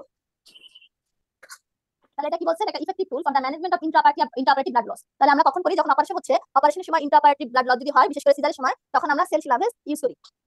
এটা কস্ট ইফেক্টিভ এবং বেনিফিশিয়াল ফর প্রেগন্যান্ট ওমেন। এবং হচ্ছে দেখা যায় এটা আমরা কত পার্সেন্ট বলছি, যখন ব্লাড লস 30% হয়ে যাবে তখন আমরা সেল সার্ভিস দেব। ইন্ট্রাঅপারেটিভ ব্লাড লস যে বলছি সেটা কত পার্সেন্ট হলে, ব্লাড লস তো সবারই হয়, তাহলে 30% হলে তখন আমরা দেব। আচ্ছা, এটা আপনাদের না জানলেও হবে, সেল সার্ভিসের প্রসিডিউরটা। এটা ইন্ডিকেশনগুলো আমি দেখানোর চেষ্টা করছিলাম। স্পাইনাল হাইপোটেনশন কস্ট বাই, এটা কখন আমরা স্পাইনাল হাইপোটেনশন, আমরা জানি স্পাইনাল যখন আমরা দেই, স্পাইনাল দেওয়ার পরে রোগী হচ্ছে একটু হাইপোটেনশন হয় না, এই হাইপোটেনশনটা কেন হয়, কারণ কি ভেসোডাইলেশন হয়, আমরা সিম্প্যাথেটিক ব্লক করি।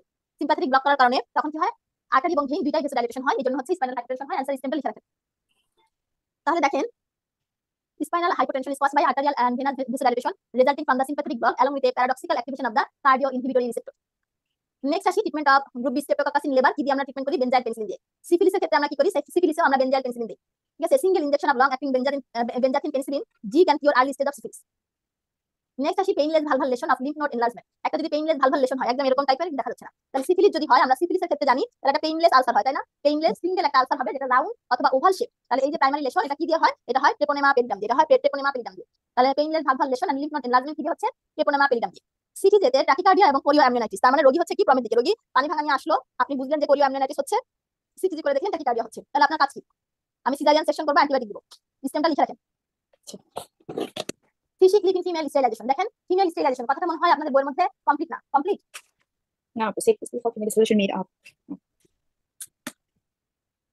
আচ্ছা, তাহলে ফিশিক লিভ ফর ফিমেল স্টেরিলাইজেশন, এটা কি আমরা দেখছি, ফিশ না ফেলসিক লিভ আর কি। তাহলে এই ক্লিপটা কেমন, এই ক্লিপটা হচ্ছে এরকম, এটা কিসের জন্য আমরা ইউজ করি জানেন, টিউবাল স্টেরিলাইজেশন করি। আমাদের দেশে যে টিউবেক্টমি করে, ওদের দেশে কি কাজ করে, ওরা এখানে টিউবেক্টমি করে না, এখানে একটা ক্লিপ লাগিয়ে রেখে আসে। তাহলে এই সেই ক্লিপটার নাম কি, ফেলসিক লিভ। তাহলে এই ক্লিপটা কি দিয়ে তৈরি, এই ক্লিপটা টাইটানিয়াম দিয়ে তৈরি, এই ক্লিপটা টাইটানিয়াম দিয়ে তৈরি। দেখেন আপনার স্টেমে লেখা নাই, স্টেমটা লেখেন। আপনাদের কাছে আমি শুরুতেই বলেছিলাম যে এই রিকলটা আজকে আমাকে বুঝাতে যে অনেক পরিশ্রম করতে হয়েছে আর কি। তাহলে এখানে যে ঘটনাটা, এই ক্লিপটা আপনাদেরকে আবারও দেখাচ্ছি, দেখেন এই ছবিটা দেখলে খুব ক্লিয়ার হয়ে যাবে আপনাদের। তাহলে একটা ফেলোপিয়ান টিউবের এখানে দুই মাথা থেকে ক্লিপ দিয়ে এভাবে আটকে দেওয়া হচ্ছে। তাহলে ফেলসিক লিভ ইজ আ সিলিকন লাইন, ঠিক আছে, টাইটানিয়াম ডিভাইস। এই জন্য এখানে আপনাদের যদি টাইটানিয়াম না থাকে তাহলে সিলিকনিয়াম না, শব্দটাকে সিলিকন লেখেন, ঠিক আছে, সিলিকন লেখেন, সিলিকন দিয়েও আপনারা আনসার দিতে পারবেন, দুইটাই দিতে পারবেন। তাহলে এটার উপরে কি থাকে, সিলিকন লাইন, এটা আসলে titanium device that have been routinely used for sterilization procedure. এটা অনেক দিন যাবত 1981 সাল থেকে ওরা ইউজ করতেছে, আর আজকে 2024 সাল, আমরা বাংলাদেশিরা সেই 1981 সালে যেটা ওরা ইনোভেশন করেছে সেটা এখন অ্যাপ্লাই করতে পারলাম না। তাহলে কতখানি এগিয়ে আসি না কতখানি পিছিয়ে আসি আমরা বুঝতে পারছেন। তাহলে দিস ইজ ফেলসিক লিভ। নিশ্চয়ই আপনারা এই ক্লিপটা নাম আজকে শুনলেন নাকি এর আগে শুনেছেন? তাহলে এখন আমরা আসি ভাগ ডিফারেন্স অ্যাবসেন্ট সিনারিও। এটা দেখা যায় ভাগ ডিফারেন্স অ্যাবসেন্ট কোথায়? কনজেনিটাল বাইল্যাটারাল অ্যাবসেন্স অফ ভাগ ডিফারেন্স। কোন ডিজিজে পাই আমরা? সিস্টিক ফাইব্রোসিস পাই। আরএমআই ক্যালকুলেশনের একটা সূত্র, ক্যালকুলেশনের একটা অঙ্ক থাকে। তাহলে আরএমআই ক্যালকুলেশনের অঙ্কটা আমরা গত ক্লাসেই করেছি, তাই না? গত ক্লাসে আমরা একটা অঙ্ক করেছি। আজকে আমরা আরএমআই ক্যালকুলেশনের সূত্রটা একটু দেখব। তাহলে আরএমআই ক্যালকুলেশনে কি আমরা একটা আল্ট্রাসাউন্ড স্কোর আর সেই সাথে রোগীর মেনোপজাল স্ট্যাটাস এবং আমরা যে কোনো টিউমার থাকলে আমরা C125 করতে দিই। তাহলে এই তিনটাকে আমরা যখন গুণ করব তাহলে আমরা পেয়ে যাব। তাহলে আল্ট্রাসাউন্ডের মধ্যে কোনো ফিচার যদি না থাকে তাহলে 0 ধরবো, যদি একটা ফিচার থাকে তাহলে 1 ধরবো, যদি দুইটা অথবা দুইটার বেশি ফিচার হয় তখন আমরা মার্কিং দিব 3। আর মেনোপজাল স্ট্যাটাসের কথা যদি বলি, মেনোপজাল স্ট্যাটাসে প্রি মেনোপজাল হলে 1, পোস্ট মেনোপজাল হলে 3। এইটুকুই হলো বিষয়। আর CA125 এ যা দেয়া থাকবে সেটা দিয়ে আমরা গুণ করে ফেলবো। তাহলে একটা যদি আমাকে বলে যে একটা পোস্ট মেনোপজাল ওমেন, তাহলে আমার মাথায় কত চলে আসলো? 3 স্কোর। 2 নম্বর কথা যখন বললো সে তার বাইল্যাটারাল সলিড টিউমার আছে, তখন দুইটা অথবা দুইটার বেশি আবার 3 দিলাম। CA125 যদি বলে দেয় 100, তাহলে অ্যানসারটা কত আসবে? 900। এই অঙ্কটাই আপনাদের এমআরসিজি পার্ট 1 পরীক্ষাতে আসে। ফ্রিকোয়েন্টলি এমআরসিজি পার্ট 1 এর একটা পেট কোশ্চেন এই আরএমআই ক্যালকুলেশনের এই অঙ্কটা। Epiphyseal closure in female activity due to epiphyseal closure কেন হচ্ছে? ইস্ট্রাডিওলের জন্য। তাহলে in puberty increase level of oestrogen and cortisol in female and male respectively leads to increase chondrocyte and epiphyseal plate. ঠিক আছে? তাহলে এখানে কি কথা? এপিফাইশিয়াল ক্লোজারের জন্য ইস্ট্রাডিওলটা প্রয়োজন। শোল্ডার ডিস্টোসিয়ার ইনসিডেন্সটা এটা দিয়েছে, এই ইনসিডেন্স আমরা এখান থেকে জানবো না। প্রোজেস্টেরন অনলি পিল একই কথা, ওভুলেশনটাকে কমায়, ইলেক্ট্রোকার্টারি ফ্রিকোয়েন্সি। তাহলে প্রোজেস্টেরন অনলি পিলের কথা কি বলেছিলাম? যে ওভুলেশনটাকে ইনহিবিট করে, সার্ভাইকাল মিউকাসকে ঠিক করে। অল ফ্যামিলি প্ল্যানিং মেথডের একটাই মেকানিজম অফ অ্যাকশন। ইলেক্ট্রোকার্টারি ফ্রিকোয়েন্সি সম্ভবত আপনাদের শিটে নাই, দাগায় রাখেন, লিখে রাখেন 100 কিলোহার্টজ থেকে 4 মেগাহার্টজ। তাহলে হাই ফ্রিকোয়েন্সি 100 থেকে 5 মেগাহার্টজ আমরা এটা ইউজ করি। ঠিক আছে? আমরা ইলেকট্রো সার্জিক্যাল প্রসিডিউরে এনার্জি জেনারেট করার জন্য। ঠিক আছে? এইটুকু আর কি আমরা পড়লাম। এখন আমি একটু 5 মিনিটের জন্য একটু বিরতি দিচ্ছি আপনাদের। আমাদের আরো সামনে আরো পড়া আছে। আমরা 5 মিনিটের মধ্যে আপনারা চা কফি নিয়ে এসে বসেন। ঠিক আছে? 5 মিনিট পরে আমরা শুরু করছি। শোল্ডার ডিস্টোপিয়াটা কি ঠিকই থাকবে আপু ইনসিডেন্সটা? না, ওটা ইনসিডেন্সটা ঠিক থাকবে না। আচ্ছা। ঠিক আছে? ওখানে কোশ্চেন তো ইনকমপ্লিট আছে। আচ্ছা। আচ্ছা, 5 মিনিট সবাই একটু চা কফি নিয়ে বসেন।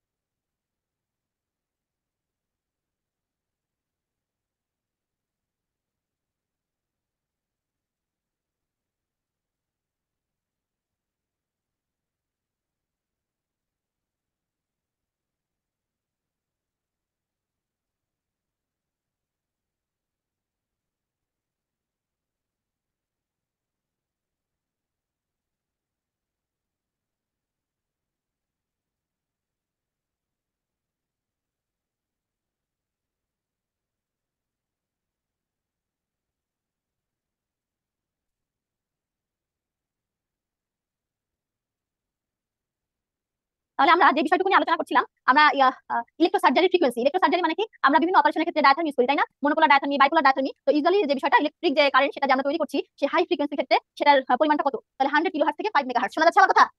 জি আপু। আচ্ছা। তারপরে আমরা আসি সিগমার কোলন মেজেন্ট্রি লিম্ফ্যাটিক ব্লাড সাপ্লাই।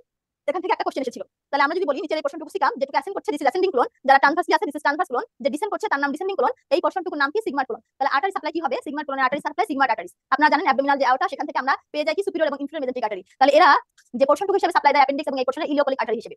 আর এদিকে কি হয়? অ্যাসেন্ডিং কোলনে কি আসছে? রাইট কোলিক আর্টারি, এবং এই কর্নারে মিডল কোলিক আর্টারি। যদি আমরা ডিসেন্ডিং কোলনে আসি তাহলে কে সাপ্লাই দেয়? Left colic artery. সিগমার কোলনে সিগমার আর্টারি। এবং একদম শেষ পর্যায়ে আপনি যদি দেখেন এদের কাছাকাছি এরা কি কাজ করে? মার্জিনাল আর্টারি হিসেবে এরা কিন্তু কোলনটাকে সাপ্লাই দেয়। সার্ভাইকাল লিম্ফ নোড, খুব সহজ একটা কোশ্চেন। প্রাইমারি এবং সেকেন্ডারি দুইটা গ্রুপ অফ লিম্ফ নোড হিসেবে আমরা এই অংশটুকু পড়ি, তাই না? এখন আমরা আসবো এইচএল এক্সপ্রেশন বাই ট্রোপোব্লাস্ট। এই কোশ্চেনটা দেখেন আপনাদের জন্য ইনকমপ্লিট একটা কোশ্চেন আছে। তাহলে ট্রোপোব্লাস্টিক যে ইনভেশন হয়, সেই ট্রোপোব্লাস্টিক ইনভেশনের ক্ষেত্রে এইচএল খুব গুরুত্বপূর্ণ একটা ভূমিকা পালন করে। তাহলে human leukocyte antigen, human leukocyte antigen, এই বিষয়টা আমাদের এখান থেকে জানতে হবে। কোশ্চেনটা মানে মূলত ছিল এইচএল এক্সপ্রেশন কিভাবে বা কার মাধ্যমে হয়? তাহলে কার দিয়ে হয়? ট্রোপোব্লাস্ট দিয়ে হয়। What enzyme that converts testosterone to dihydrotestosterone? ফিজিওলজির জন্য ইনফিনিটি একটা স্টার কোশ্চেন। টেস্টোস্টেরন থেকে ডিহাইড্রোটেস্টোস্টেরন হবে। কোন এনজাইম লাগে এই ক্ষেত্রে? 5 আলফা রিডাক্টেজ। অ্যানাটমি ক্লাসে, এমব্রায়োলজি ক্লাসে আমরা এটা নিয়ে কথা বলেছি। Fetal warfarin syndrome, fetal warfarin syndrome কি হয়? কন্ড্রোডিসপ্লাসিয়া পাংক্টাটা। তাহলে এই ক্ষেত্রে আমরা কি পাই? ছবিটা আপনাদের জন্য নিয়ে এসেছি যে বিষয়টা, এইটুকু আপনারা কি বুঝতে পারতেছেন? এখানে একটা চেঞ্জ হিলট্রাম বলে একটা কথা আছে, দেখবেন আমাদের নোজের নিচে দুইটা এরকম একটা অ্যাপিয়ারেন্স আছে না? তাহলে এখানে কি কোনো কিছু আছে? এখানে কিন্তু সেরকম কোনো কিছু নাই। এটা একদম স্মুথ একটা বিষয়। তাহলে এটাকে বলা হয় স্মুথ ফিলট্রাম, তাই না? স্মুথ ফিলট্রাম। এবং এই বাচ্চাদের ক্ষেত্রে কি পাই আমরা? এই বাচ্চাদের ক্ষেত্রে দেখা যায় যে এদের মেন্টাল ডিসএবিলিটি অথবা মেন্টাল রিটার্ডেশন থাকে। So answer is a. Life time risk of CFS, এটা এখানে ইনায়ার। তাহলে ফিটাল ওয়ারফারিন সিনড্রোম, এটা এমব্রায়ো যেটা আছে, আমরা যেটা বললাম কন্ড্রোডিসপ্লাসিয়া পাংক্টাটা, এই ধরনের প্রবলেমগুলো হয়। মা যদি ওয়ারফারিন খায় তাহলে দেখা যায় যে লো বার্থ ওয়েট হতে পারে, আইজিআর হতে পারে, intellectual disability that means mental retardation, deafness, small head, microcephaly হতে পারে, ম্যালফর্ম বোন, কার্টিলেজ এন্ড জয়েন্ট আমরা পেতে পারি। Female patient having uncle and brother have cancer colon, তার মানে ক্যান্সার আছে আঙ্কেল এবং ব্রাদারের। তার আবার সেই ফিমেলের আবার কি আছে? এন্ডোমেট্রিয়াল ক্যান্সার আছে। What is the syndrome in family? মানে তার ফ্যামিলি হিস্ট্রি আছে আঙ্কেল এবং ভাইয়ের কোলন ক্যান্সার, কিন্তু এই মহিলার আবার কি হয়েছে? Endometrial cancer. তাহলে এই ধরনের সিনড্রোমকে আমরা কি বলি? Lynch syndrome. তাহলে এটা most common form of the hereditary colorectal cancer. Hereditary colorectal ক্যান্সারের ক্ষেত্রে এটা খুব ইম্পর্টেন্ট একটা কমন একটা ফর্মে এই সিনড্রোমটা আমরা পাই, যেখানে হেরিডিটারি নন পলিপোসিস আমরা পাই, কি বলেন নাম? পলিপগুলো পাই। তো এটা দেখা যায় যে মিউটেশন, ডিএনএ মিউটেশনের মিসম্যাচ হলে এরকম হতে পারে। তাহলে মূল কথা মনে রাখবেন, কোলনের সাথে ক্যান্সার, ফ্যামিলি হিস্ট্রিতে যদি কোলন ক্যান্সার থাকে, আর ফিমেলের যদি এন্ডোমেট্রিয়াল ক্যান্সার হয়, ডিউ টু কিসের জন্য? Due to Lynch syndrome. তাহলে দেখা যাচ্ছে যে একজনের ফ্যামিলি হিস্ট্রি আছে, ঠিক আছে, ফ্যামিলি হিস্ট্রি আছে। তাহলে আমাদের এই যে আনএফেক্টেড ডটার, এর পরবর্তীতে যে দেখা গেল কি ক্যান্সার হয়েছে? দেখা গেল এন্ডোমেট্রিয়াল ক্যান্সার হয়েছে। তাহলে কোলন ক্যান্সার উইদাউট পলি, এজন্যই বলা হয়েছে নন পলিপোসিস ক্যান্সার। তাহলে এই যে আমরা দেখতে পাচ্ছি এই যে পলিপগুলো কোলনের মধ্যে, তাহলে ফ্যামিলি হিস্ট্রিতে কি আছে? এই কোলন ক্যান্সার আছে। আর ফিমেলের কি আছে? ফিমেলের যদি পরবর্তীতে দেখা যায় endometrial cancer, this is Lynch syndrome, this is Lynch syndrome. Dinoprostone, dinoprostone আসলে কি? Prostaglandin E two derivatives. তারপর কি? Agenesis of the uterus. Uterus কি? ইউটারাসের অ্যাজেনেসিস মানে মুলেরিয়ান অ্যাজেনেসিস। তাহলে মুলেরিয়ান অ্যাজেনেসিসের আরেক নাম কি? মায়ের রক্তাঙ্কি পুষ্টার হর্ষ সিনড্রোম। আমরা জানি ফিমেল তৈরি হয় কোথা থেকে? মুলেরিয়ান ডাক থেকে। মুলেরিয়ান ডাক যদি না থাকে তাহলে সেটাকে আমরা কি বলি? Mullerian agenesis. Functional unit of kidney develop from, তাহলে আমরা জানি ইন্টারমিডিয়েট মেজোডার্মের ক্ষেত্রে প্রোনেফ্রস, প্রোনেফ্রিক ডাক, মেজোনেফ্রস, মেজোনেফ্রিক ডাক, ডাক এন্ড মেটানেফ্রন। তাহলে এই মেটানেফ্রন থেকে কিডনির ফাংশনাল ইউনিট তৈরি হবে। আচ্ছা, postural four day what happens to kidney volume in fetus? এটা অ্যানসার আমি আসলে সঠিক অ্যানসার আপনাদেরকে জানাতে পারছি না এই মুহূর্তে। HCG peak in the pregnancy, তাহলে এইচসিজি কখন পিকে থাকে? 8 থেকে 12 সপ্তাহে।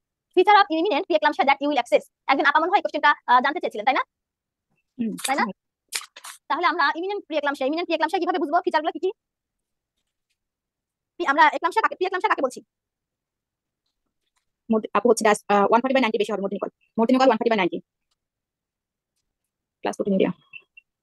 তাহলে যে বিষয়টা থাকে, আমরা যখন জানি প্রিএক্লাম্পসিয়া কি? হাইপারটেনশন থাকতেছে, তাই না? হাইপারটেনশন থাকতেছে, প্রোটিনুরিয়া হচ্ছে। প্রিএক্লাম্পসিয়া কখন বলছি? এর সাথে যখন কনভালশন হচ্ছে, আর ইমিনেন্ট প্রিএক্লাম্পসিয়া কখন বলছি? হাইপারটেনশন আমরা পাবো যেখানে systolic blood pressure 160 millimetre mercury অথবা বেশি হবে, এবং সেটা কখন? 2 অকেশনে আমরা পাবো। 2 অকেশনে পাবো 6 আওয়ার অ্যাপার্টে আমরা পাবো। যখন পেশেন্ট দেখা যায় বেড রেস্টে থাকে তখন এরকম একটা বিষয় থাকে। সেই সাথে আমরা এই রোগীর কি পাবো? প্রোটিনুরিয়া পাবো। 24 ঘন্টায় 3+ অথবা মোর, মানে আরো বেশি। এছাড়া কি এই রোগীর কি পেতে পারি? অলিগোরিয়া পেতে পারি, অথবা একদমই ইউরিন অফ হয়ে গিয়েছে, অ্যানিউরিয়া পেতে পারি। আর কি হতে পারে? সেরিব্রাল অথবা ভিজুয়াল ডিস্টারবেন্স হতে পারে, সেই সাথে পালমোনারি ইডিমা হতে পারে, ঠিক আছে?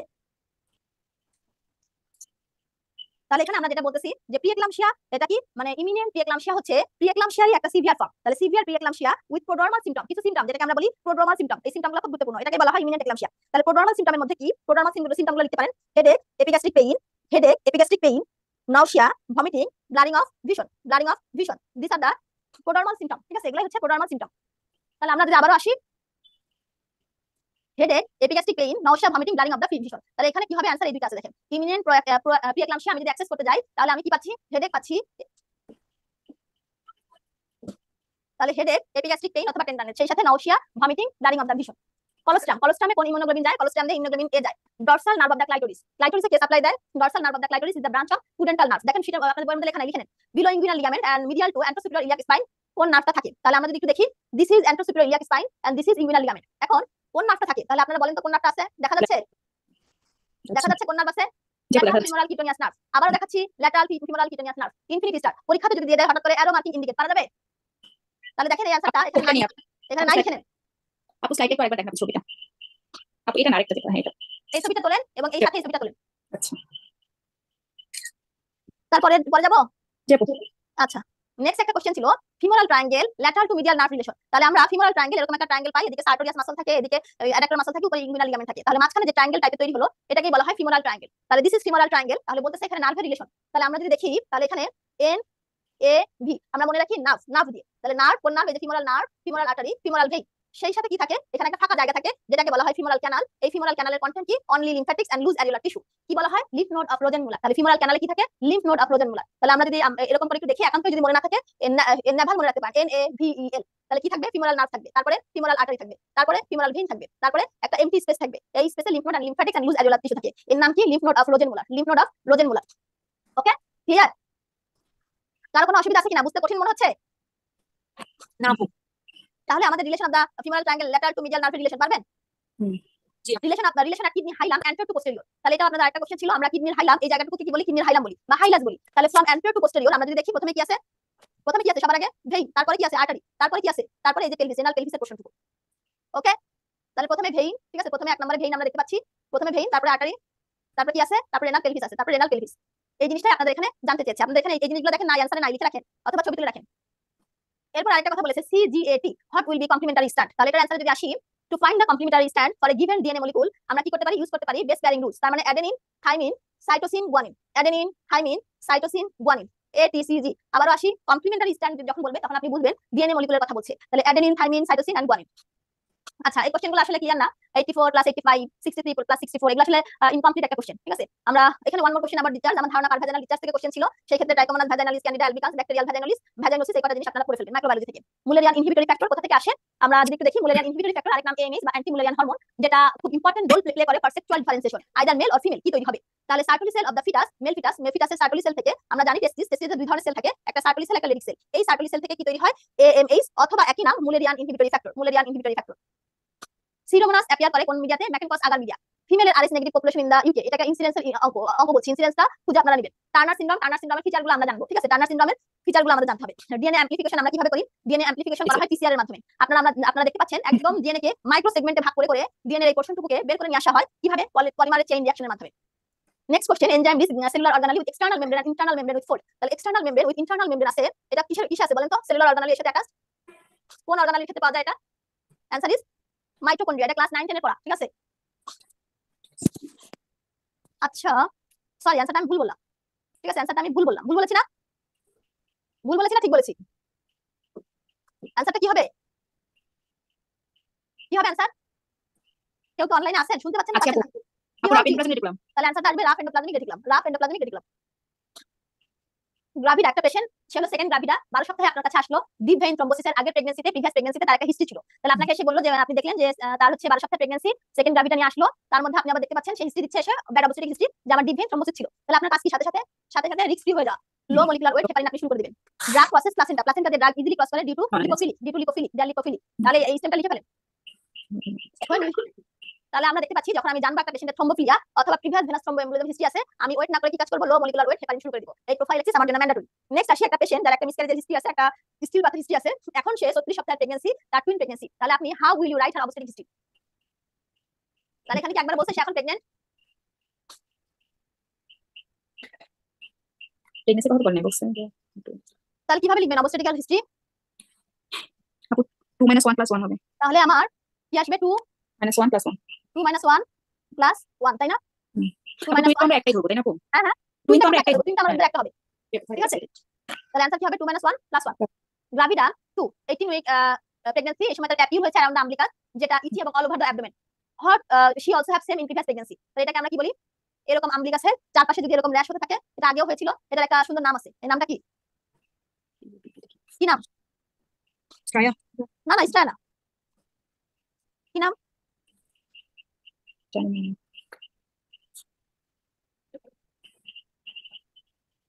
দেখেন, প্লুরাইটিক আর্টিকারিয়াল প্যাপিউল, ঠিক ঠিক আছে, এটা প্রেগন্যান্সিতে আমাদের পাওয়া যায়, যেটাকে আমরা প্লুরাইটিক আর্টিকারিয়াল প্যাপিউল এবং প্লেক্স অফ প্রেগন্যান্সি এক কথায় আমরা বলতে পারি, যেখানে ইচিং হবে, ঠিক আছে, স্ট্রেস মার্ক আমরা পাবো বেলিতে এবং তার এখান থেকে আশেপাশেও স্প্রেড করে যাবে। তাহলে এটাকে আমরা কি বলবো? PUPP, তাই না? PUPP। তাহলে প্রেগন্যান্সি আর্টিকারিয়াল কি বলেছি? স্ক্রিনশট দেন। Pregnancy urticarial papules and plaque of the pregnancy. Next আসি ইকোসেনার। ইকোসেনার কোথা থেকে ডেরিভেটিভস? ইকোসেনারের কি মাথা কোথায়? অ্যারাকিনোইড অ্যাসিড থেকে তারা আলটিমেটলি আসে।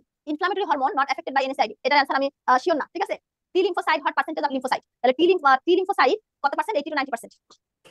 আফটার প্রোটিন রিচ মিল্ক, তাহলে কি হবে? প্রোটিন রিচ মিল্কের পরে ইনসুলিনও বাড়বে, গ্লুকাগনও বাড়বে।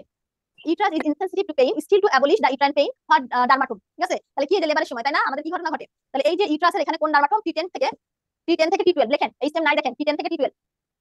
Female with agitation anxiety in pregnancy which drug to avoid for long term use, এই অ্যানসারটা আমাকে কেউ বলতে পারবেন? মুক্তাপা আনমিউট আছে, ডায়াজিপাম। হ্যাঁ, diazepam female agitation anxiety in pregnancy which drug to avoid for long term use, pregnancy safe, ফ্লুকজেটিনও দেওয়া হয়, ঠিক আছে। যাবো, ডায়াজিপাম তো দেয়া যাবে না। এগুলো ডাটা ইন্টারপ্রিটেশনের একটা সিনারিও ছিল আর্টারিয়াল ব্লাড গ্যাস অ্যানালাইসিসের। তারপরে গ্লুকোজ কোথায় ম্যাক্সিমাম অ্যাবজর্পশন হয়? সবকিছু ম্যাক্সিমাম অ্যাবজর্পশন হয় proximal কনভোলেটেড টিউবুলে।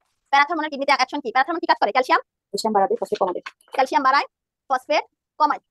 7 week amenorrhoea with pain with heavy bleeding, what to do? তাহলে 7 উইক অ্যামেনোরিয়া, সে প্রেগন্যান্ট নিয়ে আসলো, হেভি ব্লিডিং আছে, তাহলে আমি কি কাজ করব? ফাস্টিং ব্লাড সুগার করব, ঠিক আছে, আল্ট্রাসাউন্ড করব। পিরামিডালিস মাসলের নার্ভ সাপ্লাই কি? তাহলে পিরামিডালিস মাসল কোনটা? পিরামিডালিস মাসল হচ্ছে এই যে শুরু থেকে যদি আমি আসি নিচের দিকে পিউবিক সিম্ফাইসিসের এখানে এই দুই পাশে যে মাসলটা থাকে তার নাম পিরামিডালিস মাসল। কোশ্চেনটা মার্কিং করে দিতে পারেন। তাহলে দেখেন পিউবিক ক্রেস্ট এন্ড পিউবিক সিম্ফাইসিসের এখানে থাকতেছে, তাহলে এবং এটা কি এই যে লিনিয়ার বা যেখানে শেষ হয় এখান থেকে তার আর কি মানে ইনসারশনটা হবে। নার্ভ সাপ্লাই কে দেয়? Subcostal nerve, infinity star. এই কোশ্চেনটা পরীক্ষাতে আসে। তাহলে আপনারা এখানে দেখতে পাচ্ছেন কোন মাসলটা? Pyramidalis muscle. তাহলে পিরামিডালিস মাসলের নার্ভ সাপ্লাই কি? Subcostal nerve. টি হেল্পার 1 প্রেগন্যান্সিতে কি হয়? কমে যায়। Antigen antibody complex activate which pathway of complement. তাহলে অ্যান্টিজেন অ্যান্টিবডি যে কমপ্লেক্স তৈরি করে, এবং আমরা জানি ইমিউনোলজিতে কয়েকটা পাথওয়ে আছে, complement pathway, classic pathway, alternate pathway. তাহলে কার মাধ্যমে করছে? কাকে অ্যাক্টিভেট করছে? Classic pathway. Complement central in both মানে পাথওয়ের মধ্যে কোনটা আর কি কমন থাকে? C3। সেপসিসের একটা সিনারিও ছিল, একটা রেড ফ্ল্যাগ আর কি সাইন আছে।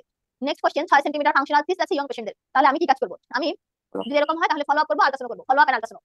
Ovarian mass found on exam in gynae outpatient. Next investigation, একটা পেশেন্টের ওভারিয়ান পেলাম, মাস পেলাম গাইনি আউটপেশেন্ট ডিপার্টমেন্টে। তারপরে কাজ কি আমার? আমি করলাম, করার পরে পিপি করে পেলাম, তাহলে পরে কাজ কি? পরে ইনভেস্টিগেশন, আল্ট্রাসাউন্ড করা। Phase 3 trial of drug. আচ্ছা, আমরা যদি একটু দেখি ক্লিনিক্যাল ট্রায়ালের প্রসেস, কিছু প্রি ক্লিনিক্যাল ট্রায়াল আছে, কিছু ফেজ 1, ফেজ 2, ফেজ 3 ট্রায়াল আছে। তাহলে ফেজ 1 এ কি হয়? একটা ড্রাগের সেফটি এবং ডোজ নিয়ে কি করা কথা বলা হয়। ফেজ 2 তে ইফেক্টিভনেস নিয়ে কথা বলা হয় ড্রাগের। ফেজ 3 এর ক্ষেত্রে সেফটি, ইফেক্টিভনেস এবং কম্পেয়ার করা হবে যে আদার যে अवेलेबल ট্রিটমেন্ট আছে তার সাথে, ঠিক আছে। তাহলে শুধুমাত্র দেখেন এখানে আমরা কি বলেছি? সেফটির কথা, এখানে বলেছি ইফেক্টিভনেসের কথা। 3 নম্বরে এসে সবকিছু তিনটা জিনিস এক হয়ে গেল, safety, effectiveness and comparison. Safety, effectiveness and comparison, এই কয়টা একসাথে আমরা কি করছি? ফেজ 3 তে। তারপরে যদি দেখা যায় যে হ্যাঁ ঠিক আছে, কনফার্ম করলাম সেফটি, ইফেক্টিভনেস, তাহলে FDA অ্যাপ্রুভড হয়। তার পরবর্তীতে ইভালুয়েশন হয় একটা long term large number of the পেশেন্টের উপরে। তাহলে এই যে আপনারা দেখেন আমাদের বাজারে একটা ড্রাগ চলে আসে FDA অ্যাপ্রুভড, আমরা লেখা দেখি না, হঠাৎ করে কিন্তু চলে আসে না, এইজন্য লং একটা সময় ধরে কিন্তু এরকম ট্রায়াল হয়ে তারপরে আসে। তাহলে ফেজ 3 ট্রায়াল অফ ড্রাগ, এখানে কি আসবে? সেফটি, ইফেক্টিভনেস এন্ড কম্পারিজন, এই কয়টা জিনিস এখানে আসবে। Pellagra deficiency of which vitamin? কোন vitamin? Niacin.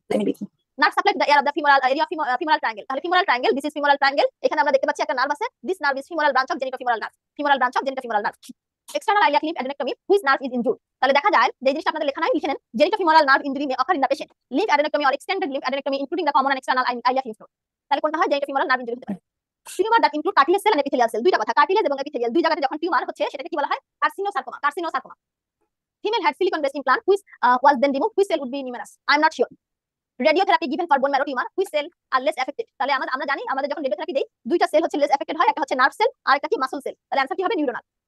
Which cell produce mullerian inhibiting substance of fetal testis? Answer already বলেছি, সার্কুলি সেল। আপু আগের প্রশ্নটা, আপু আগেরটা হচ্ছে লিস্ট এফেক্টেড কি নিউরনটা হবে? হ্যাঁ, neuronal, nerve cell and muscle cell. আচ্ছা। তারপরে আসি হাইড্রোকেফালাস অবস্ট্রাকশন সাইট। তাহলে টিপিক্যাল অবস্ট্রাকল সাইট কি? অবস্ট্রাকটিভ হাইড্রোকেফালাসের ক্ষেত্রে foramen of Monro, cerebral aqueduct, fourth ventricle outlet, that means Luschka and Magendie foramina অথবা ফোরামেন অফ ম্যাগনাম, এই কয়েকটা জায়গাতে এর অবস্ট্রাকশন গুলো হয়। তাহলে আমরা দেখেছি সেরিব্রাল অফ অ্যাকুইডাক্টে অবস্ট্রাকশন হয়, লুস্কাতে এই জায়গাগুলোতে যে ফোরামেন অফ মনরো এগুলোতে যে কি হচ্ছে। তাহলে এখানে দুইটাই দেয়া আছে। এখন এই জন্য আমরা এটা দেখি আরো কতগুলো স্টেপ। হ্যাঁ, তারপর আসি, বুঝলেন? নেক্সট আসি, glucose is transferred to placenta by কিভাবে? Facilitated diffusion. Regarding the diathermy SI unit of power, তাহলে আমরা সেটা তো আমরা দেখলাম। তাহলে আমরা ডায়াথেরমি মেশিনের ক্ষেত্রে আমরা যে ডায়াথেরমি দেই, তাহলে আমরা কি করি? আমরা বলেছি মনোপোলার, বাইপোলার, কোয়াগুলেশন করি, কাটিং করি, এরকম আমরা অনেকগুলো কথা বলি, তাই না? তাহলে দেখেন আমরা এগুলোতে কিসে উল্লেখ করি? এগুলো হচ্ছে আমাদের যে পাওয়ার আউটপুটটা ওয়াটে। তাহলে आंसर কি আসবে? आंसर আসবে watt. Regarding diathermy SI unit of power is, answer কি হবে? ওয়াট হবে। ক্লিয়ার? বোঝা যাচ্ছে? Implantation after how many days of ovulation. তাহলে আমি এক কথা একটা সময় বলেছিলাম না? হ্যাঁ, 6 থেকে 11। তাহলে অ্যান্টিবায়োটিক প্রোফাইল্যাক্সিস 6 থেকে 11। when antibiotic prophylaxis should be given after long term catheter use। তাহলে বলেছি যে এখানে এক একজন এক একটা आंसर দেয়, ঠিক আছে। এই आंसरটা কন্ট্রোভার্সি আছে। Percentage of the wound healing at week 3, তাহলে 3 সপ্তাহে আপনারা কত বললেন? 20%। 20%। Cell salvage of CS after how percentage blood loss. আমরা বলেছি ইন্টারপারেটিভ ব্লাড লস যখন হয় সিজারের সময়, তখন আমরা সেল স্ল্যাবেজ ইউজ করি, সেই ইন্টারপারেটিভ ব্লাড লসের অ্যামাউন্টটা কত হবে? 30%। Patient came to antenatal care with weight loss, non productive cough, একটা কথা বলে দিয়েছে, ঠিক আছে, cough, weight loss. She is Indian but staying UK. আরেকটা কি পয়েন্ট বলেছে ইন্ডিয়ান, সেই ইউকেতে আছে 5 বছর। অ্যান্সার কি টিভি। কেন টিভি? ইন্ডিয়াতে ওরা কি কাজ করে? আমরাও মিল খাই, ওরাও মিল খায়, তাই না? ওরা বোভাইন মিল খায়, ওরা বোভাইন আনপাস্তুরাইজড মিল খায়। তাহলে এক নম্বর কথা, এই যে টিবি গরু থেকে আসলো, কি হচ্ছে? কাশি হচ্ছে, ওয়েট লস হচ্ছে। তাহলে অ্যান্সার কি? Tuberculosis. Most common inherited motor neuron disease spinal muscular dystrophy. আমরা যদি দেখি মোটর নিউরন ডিজিজটাকে আমরা ভাগ করি, তাহলে স্পাইনাল মাসকুলার ডিস্ট্রফি যেটা, এটাই হচ্ছে সবচেয়ে কমন। তাহলে এখানে যদি অন্য অ্যান্সার থাকে তো ভালো, না থাকে between muscular dystrophy is answer. Physiological hernia কত সপ্তাহে হয়? 7 সপ্তাহে। Posterior two-third of the labia major is supplied by, তাহলে anterior two-third কি? Ilioinguinal nerve, তাই না? Branches of the ilioinguinal nerve. This is ilioinguinal nerve and posterior part is supplied by pudendal nerve. Posterior part is supplied by pudendal nerve. So answer is pudendal nerve. Next আসি true and false question R type of। তাহলে আমরা আবারও এসেছি, তাহলে true and false এটা কি টাইপের data? কি টাইপের ডাটা? অনলাইনে যারা আছে নমিনাল nominal data। আরেকটা কোশ্চেন বলছে, at the end of surgery you notice an area of burn near the attached diathermy plate। তাহলে একটা পেশেন্ট শুয়ে আছে, যখন ওটি করা হয় তখন শুয়ে থাকে, তাই না? পায়ের এখানে আমরা diathermy plate দেই। তাহলে আপনি পরে দেখলেন যে এই জায়গাটা diathermy, এই জায়গাটা পুড়ে গেছে এই লোকটা। The diathermy plate seems to be partially detached। তার মানে কেন পুড়লো? এই জায়গাটা একটু ডিটাচ হয়ে গেছিল।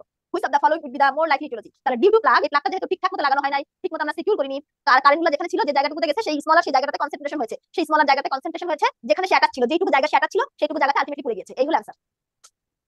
Presentation versus engagement. তাহলে প্রেজেন্টেশন কি? প্রেজেন্টেশন বলতে আমরা একটা ফিটাসের হেডটাকে অনেকগুলো ভাগে ভাগ করি। তাহলে একটা ফিটাসের হেড যদি আমরা বলি, তাহলে আমরা এই পোরশনটুকুকে কি বলি? এই পোরশনটুকুকে আমরা বলি সিনসিপুট, এইটুকুকে আমরা সিনসিপুট বলি, এইটুকুকে আমরা ভার্টেক্স বলি। পরের অংশটুকুকে আমরা কি বলি? অক্সিপুট বলি, অক্সিপুট। তাহলে দিস ইজ সিনসিপুট, অথবা আরেকটা নাম বলি ব্রাউ। কপালের আরেক নাম সিনসিপুট অথবা ব্রাউ। তাহলে সিনসিপুট অথবা ব্রাউ, পেছনে যে থাকে তার নাম অক্সিপুট, মাঝখানে যে আছে প্যারাইটাল বোনসের এখানে ওভারলাইন করে দিস ইজ ভার্টেক্স, যে অংশটুকুতে ফেস দেখা যায় this is face. This are the presentation. এরপর আসি এনগেজিং ডায়ামিটার কি হয়? দেখা যায় আমরা ফ্রন্টানালি নিয়ে কতগুলো কথা বলি। তাহলে ফ্রন্টানালি, সামনের দিকে যে ফ্রন্টানালি থাকে তার নাম অ্যান্টেরো ফ্রন্টানালি অথবা ব্রেগমা, পেছন দিকে যে থাকে তার নাম পোস্টেরো ফ্রন্টানালি অথবা ল্যামডা। এখন এই অক্সিপুট থেকে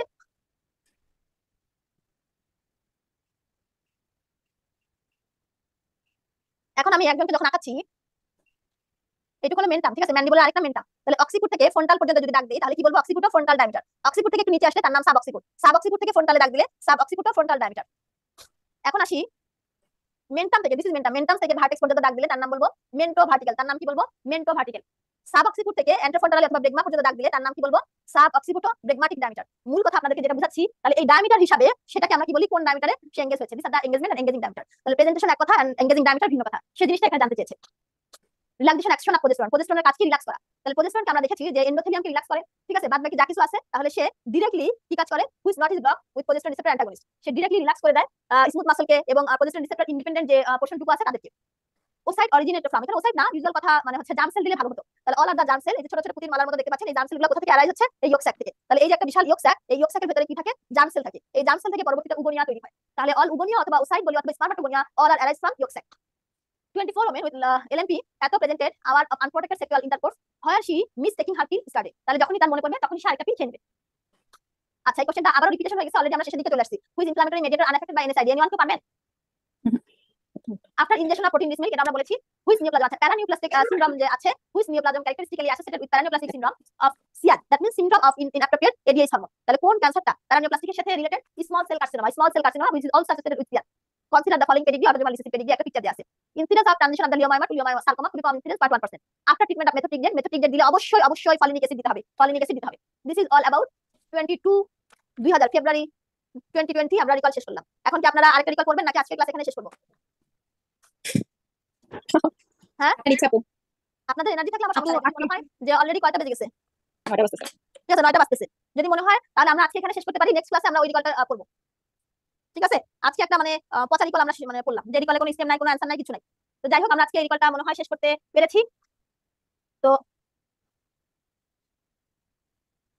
নেক্সট দিন যখন আমাদের ক্লাস থাকবে তখন আমরা আমাদের বাকি যে রিকল আছে আমরা সেই রিকলটা শেষ করব। তো সেই পর্যন্ত ঠিক আছে, সবাই ভালো থাকবেন, সুস্থ থাকবেন। সবার জন্য অনেক অনেক শুভকামনা জানিয়ে আজকের ক্লাস এখানে শেষ করছি। আল্লাহ হাফেজ।